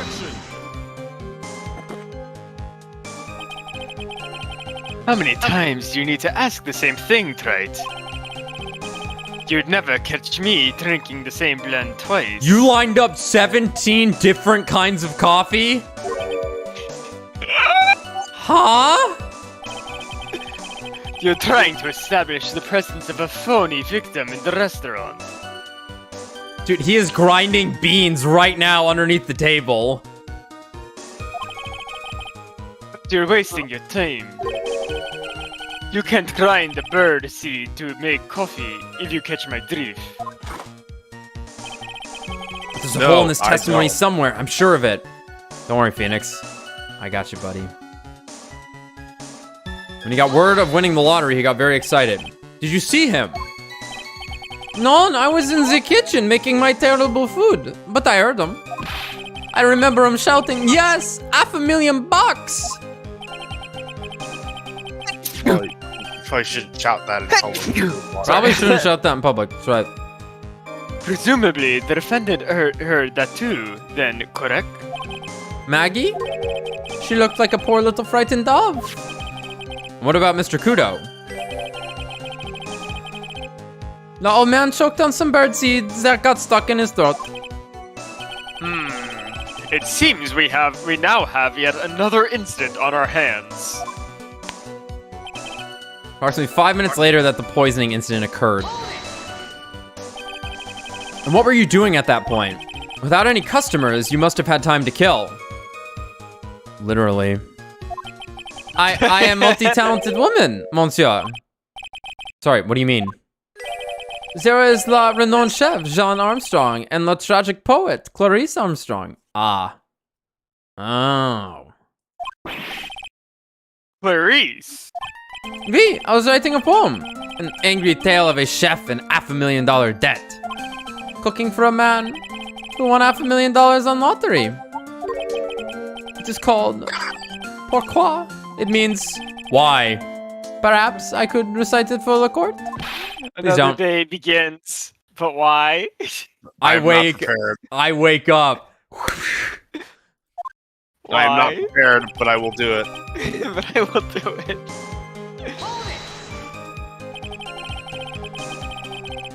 The light is off inside, but I still work. You mean he contacted the police as soon as the incident occurred? I asked the old man to call from the payphone.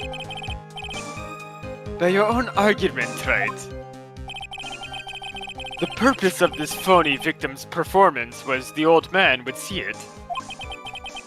In other words, once the incident occurred, this opportunity would completely disappear.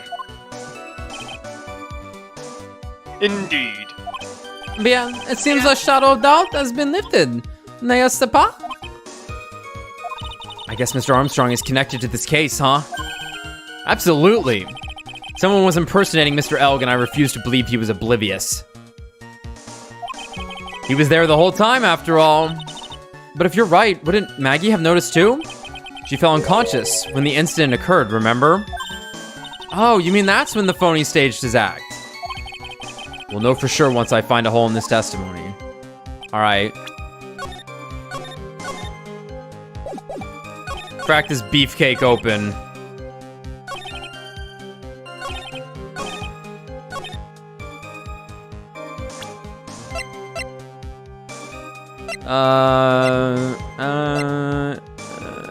Die. Die. I'm afraid I finally got you, Mr. Armstrong. Woo! Quoi? What do you mean? At the time in question, the victim was listening to the radio with his earpiece. The show he was listening to was Millionaire Radio. Each week, they announced the winning numbers of the $500,000 lottery ticket. Oui, that must be le show mon Elg was listening to. I can't see any problem with this testimony, Mr. Wright. Y'all have no idea how infuriating this is. Motherfuckers, the first thing you ask is about time. It's all about time! I wonder...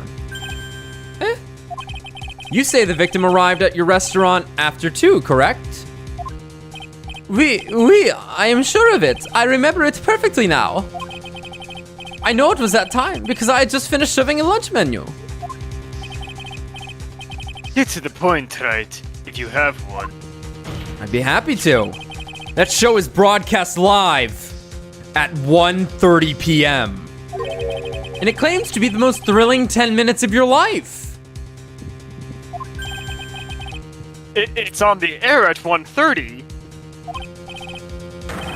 Now, supposedly, the victim made some noise when it was announced that he had won. And yet, I don't believe his cry of joy could have occurred after 2 p.m. Because the show had already finished more than 30 minutes earlier by that point in time. No!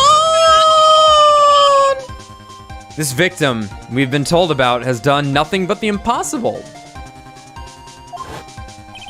Listening to the radio with a ruptured eardrum. Catching a show that was already over? There's only one conclusion you can draw from these facts. This victim was an imposter, acting out of the poisoning 30 minutes after the real murder. Yes, there were 2 Glen Elgs in Trebienne that day. The real Glen Elg, now dead, having been poisoned by the real killer. And the phony Glen Elg, acting out the events for Mr. Kudo to witness. It certainly seems that way. I mean, If that wasn't the case, how could you explain the time discrepancy? Objection! Quite a performance, Wright. You were almost on a roll. You know what? I probably chew about 17 pieces of gum per stream. That's a lot of nuts. Dude, you finish the cup, you finish the gum, you put another one in. Yeah. Easy. I actually don't know. I've never timed it. I don't know how long I chew each piece for. I should record it one day. How many pieces of gum in a night I chew?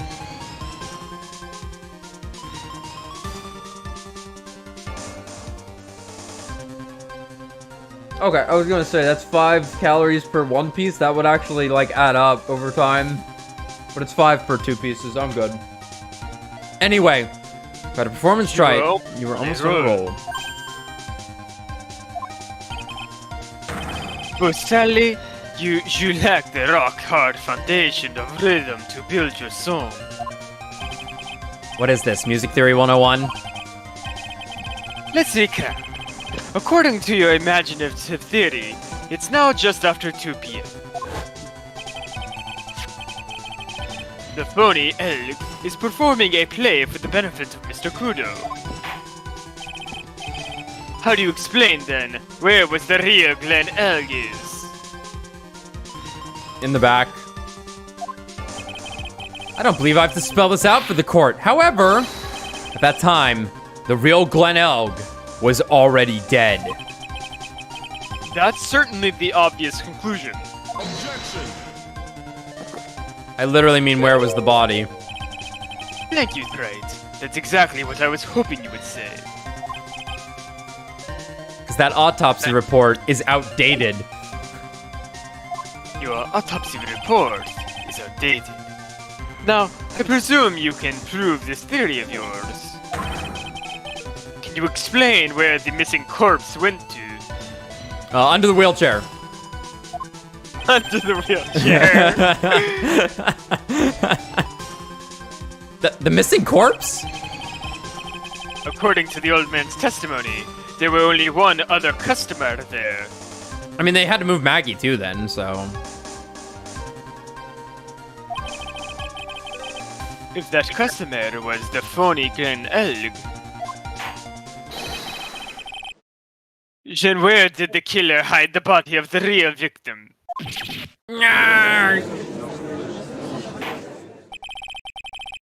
The prosecution has a valid point, Mr. Wright. If your theory is to stand up to examination by the court, you must provide us with proof by answering the prosecution's question. No. Where did the killer hide the body? Yes, Your Honor. No conjecture, Wright. Let's hear some facts for once. Show the court a piece of evidence that proves where the body was hidden. Evidence? What's with this intense pressure in here all of a sudden? Is right. This is interesting. But I had him with that contradiction. But he's turned it all around and backed me into a corner instead. He's turned about us. Well, Mr. Wright, the court will now hear the defense's theory and evidence. Well, let's see what they lead up to. This might be a choice. I don't think so, though. Where was the body of the real Mr. L concealed? Okay, so... Could be the park. Could be the park, but that's kind of out there, because in theory the old man would have been at the park if he wasn't in the restaurant. He was looking for a payphone, remember?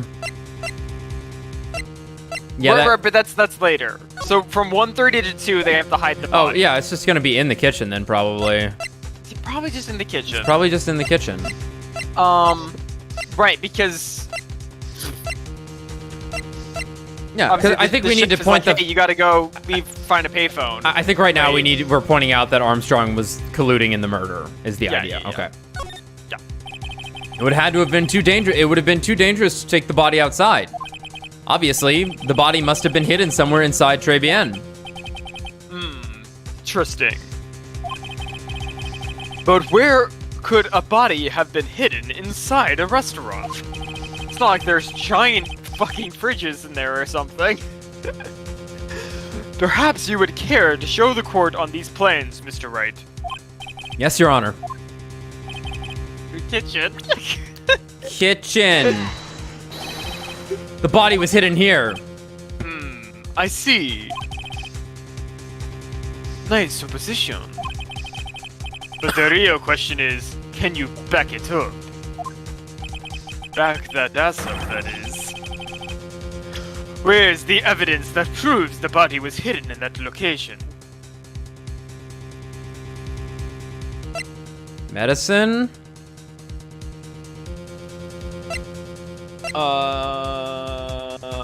Found in the kitchen.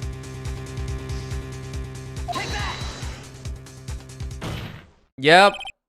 Mr. Armstrong, do you recognize this bottle? No. I have never seen that ugly bottle before in my life. I only use the very best bottles, monsieur. The highest quality, only for me.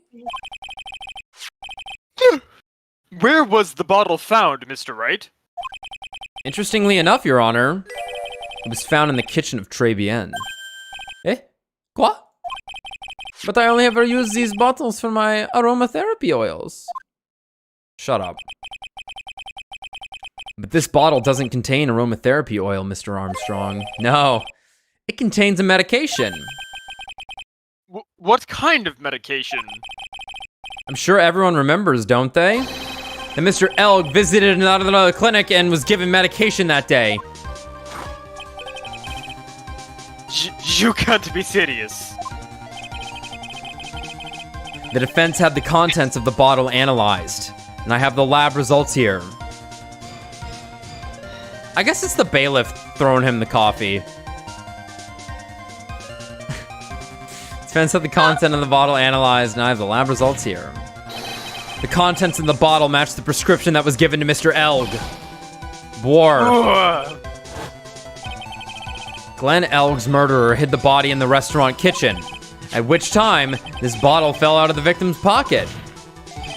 Mr. Armstrong, when the incident occurred, didn't you say you were in the kitchen? Mon Dieu. Yeah, you know what I'm about to say. It was you who hid the victim's body. You did a fine job pretending to defend my client, Maggie Bird, however. You were setting her up to take the fall behind the poor girl's back. No!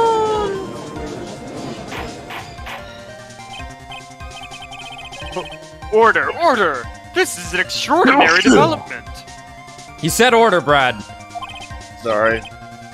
Bailiff smacked Brad's peepee. Witness, did you murder Mr. Glenn Elg? Never, I could not do such an horrible thing. No. That's Godot. No! No! Oh, he's got that gluck. Damn. Mr. Godot. Oh my god, there's still coffee left in there. The bitterness. Every time I get lied to, I always down a mug of coffee. That's one of my rules. Do you have the slightest idea how many cups you've had by now? He's gonna be 12. I like to do the same. Then I like to do the same to the person who lied to me. I like to take them down with my empty cup. Oh my god, Godot, you're gonna kill someone. Listen up, chef. How about the brand of my new flavor? In your ear, my H-deficient friend. My H-deficient friend. Je vous demande pardon. Please, you must hear me out. Hear me out. It is a trap. Listen to me, por favor. Yo hablo español, Mr. Armstrong, and por favor in Spanish. Holy fuck. Destroyed. So was that the judge? That was the judge. Yes, but the joke here is that Armstrong said something in Spanish, not French, and the judge called him out on it. Yeah, he's like, I know Spanish. I'm only going to ask you once. Did you do it? No, absolutely no. I was. Let's hear it. You've got one shot, big shot. Right, Grumps? Witness, the court will permit you the chance to make one final statement. If you lie under oath again, Mr. Godot's coffee mug awaits you. on the PP. As does my gavel. As does the bailiff's hand. And my axe. We're gonna pick up Phoenix Wright and swing his head at you like a hammer. Ooh. Oui, it is clear. What do they always say in the movies? I've got a bad feeling about this. Phoenix is the war pick. He's the war pick, exactly. He's the tenderizer, more like it.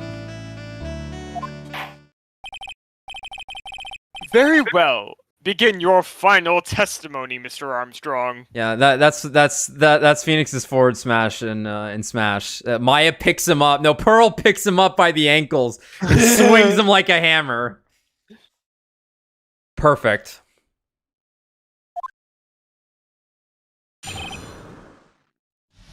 The confession. It is true. I hid the body in the kitchen. A man forced me to do it. I had no choice. I had to go along with him because there was a reason why I could not refuse. But I did not kill him. I swear it. I did not. I did not. Sorry, Shuing. You were forced by who? I cannot that's say. why he- I will be erased. Let's try a different question then. When Mr. Elg died, was he really the only person at his table? There was. You, Mr. Phoenix Wright? There was another man? What? I knew it. Maggie was telling the truth. Duh. You may cross-examine the witness now, Mr. Wright. There's just one more thing I need to do. I gotta break this guy and get him to tell us the name of the real killer. Yeah, I'm curious if this is gonna continue with Tigre on the stand? Oh, absolutely. He's the boss fight, dude. I think we're gonna finish this. Then we're gonna get part 2, and part 2 is gonna have Viola and Tigre. Right. I think that's what's gonna happen next. I don't think we're finishing this out anytime soon. Right. Because I think it did say 4-1. Okay. Yeah, because we still have to determine Motivation, the virus, the exact debt situations and whatnot. Prove that he was the fake.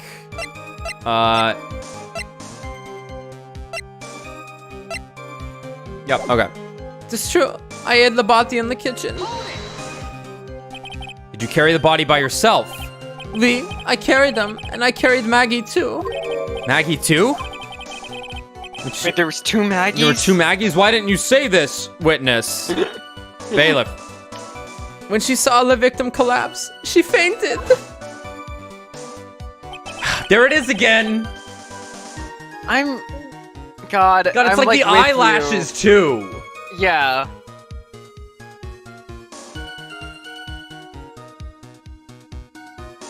It's the hair. It's the hair. It's everything. Yeah.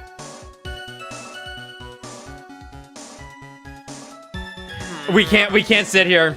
But we'll have to ruminate on it. Yeah. I could not leave her there. God, fuck.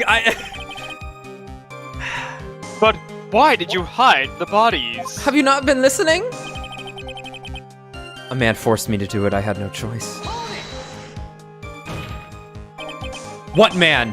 Who was he? No, I cannot say. I fear for my life. Your Honor, all I can say is that he was a big shot. No, he really isn't. He's really scared. You'll just have to put the words in his mouth, Nick. Yeah, you're right. If he won't tell me, I'll tell him. But why would you go along with this man? I had to go along with him because there was a reason why I could not refuse. And what reason would that be, Mr. Armstrong? You know, monsieur. Yes? Surely you cannot expect a young maiden to talk about such an embarrassment. A maiden? You're a bit old to get away with that. And a bit too male. Relax. I cannot finish the cross-examination without establishing his reason. So I'll just have to prove it with evidence. But I did not kill him. I swear it. You must believe me. So you are claiming that all you did was hide the bodies? Is that correct? Oui, that's right. We are to believe you, Mr. Armstrong. Sorry, I'm just... Yeah, you must tell the court everything. You must make clear the identity of the man who ordered you to do this. He's already confessed this much. He might as well stop dancing around the real issue. I'm gonna kick his ass. Yeah, get his ass, Maya. Yeah, but he really doesn't want us to tell... Don't want to tell us who the killer is. Then suck it to him, Nick. Yeah, that's not a bad idea.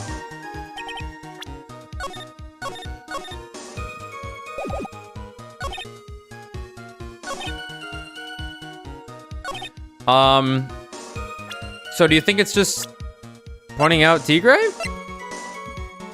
It's either that or... I would hope so. But I'm not sure exactly, I think it could be either. Yeah. This probably is better. I'm gonna go ahead and try Tigre, though. Okay, cool. Okay. We might have been able to point out the loan, but maybe we have to point out the loan now? Yeah. Let's end this dance of bringing around the rosy, Mr. Armstrong. Oh, my favorite game. This is the man the man that you've been referring to. Who is that? Wait a minute. That's you! I feel like I've seen him somewhere before. Dude, I know, Judge. I'm thinking the same thing with Maggie there. Somewhere close. Oh, I don't know. Maybe a month ago in this very courtroom looking like me? Oh, fuck. Wait. This man is Furio Tigre. He's the manager of a loan office called Tender Lender. There's no point trying to hide the truth anymore, Mr. Armstrong. I know you couldn't go against Mr. Tigre. At least not while he had this on you. Okay. A $500,000 loan from a black market loan shark. And you had no way of paying it back, did you? That's why you were forced to do anything this man told you. Oui, it is as you say. Mr. Armstrong. La Tigre.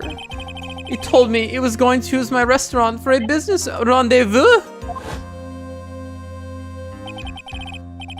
On the day in question, he was meeting the victim to demand that he repay his loan.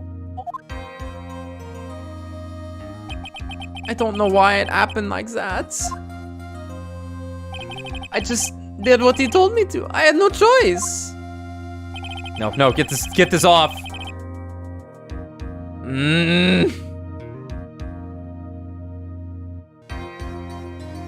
I am gonna go I am gonna go insane. I'm with you every there. time I look, this feeling in my stomach kicks in like, oh, I know that. I know that face. God damn it. Like, I think it's even in a similar pose. Yeah, like I've seen this expression on a character that looks like this. Fuck. I'm really... Yes. Who is this? Matt, who is this character? Right away. We are losing our minds at what this character looks like. Like what looks like that Sam Show character. Kind of. Not where I was going. Forget about. Don't look at the outfit. Don't look at the outfit. What's Sam Show The head. character? The one that's supposed to be a bird, actually. That's funny because this character's name is Bird. That is kind of funny. Anyway. I don't think she looks like Iroha. A little bit. I don't think Iroha's Yeah, hairstyle Iroha, looks yeah. like that at all. Well, I don't really know what she looks like, but I do. I have an idea. I have more than an idea. Anyway, He knows for we're gonna sure. go crazy over. Oh my god! Every time I look at her face. Okay, I carried La Bati and La inconscient and La inconscient Maggie out of La dining area and into the kitchen. After that, I just tried to forget what I had seen. Set fires in his house. I think we can now safely say that the man who forced your hand was Mr. Furio Tigre.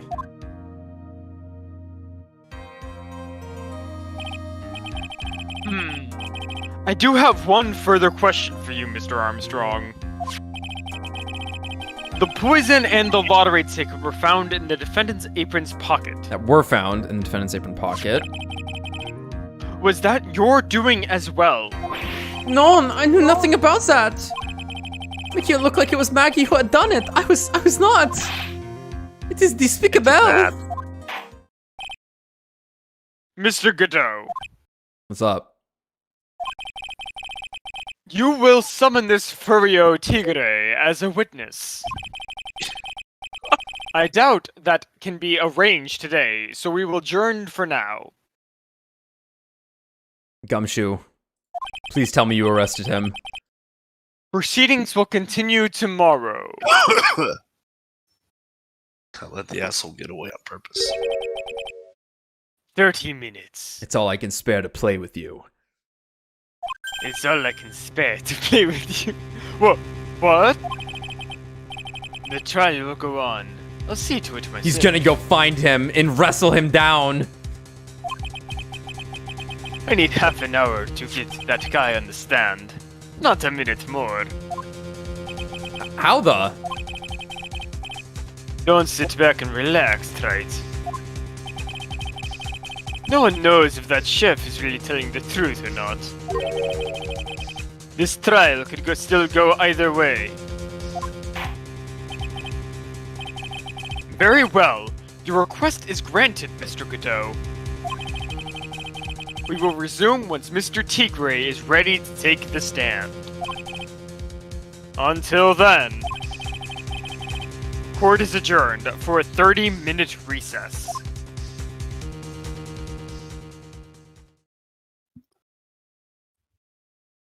This game's gonna go to 10 streams, isn't it? Fine with me. I don't want it to end. And if anything, Yeah, I kind of like I like that you. Well, I didn't necessarily want to know. I did ask, so I'm not like upset about it or anything. But the fact that there will be an episode 4 that leads into an episode 5 sounds great. Because I was almost worried there wasn't gonna be like. It was just going to be another case. I do like that it sounds like there's going to be a ton of build up now. Like they're really gonna pull out all the stops for this last for the last bit of the game, the end game here. So cool. Well, we got a bit closer to the truth. We talked to the goth girl, the ethereal bisexual zombie, I should say. Oh, yes. Yes. Who I think I'm most looking forward to seeing how she's going to play into this at the end. Cause I don't know if she's gonna testify or not. I have a feeling she will. I don't know though. But maybe we did get everything we needed from her already. I just want to look at her.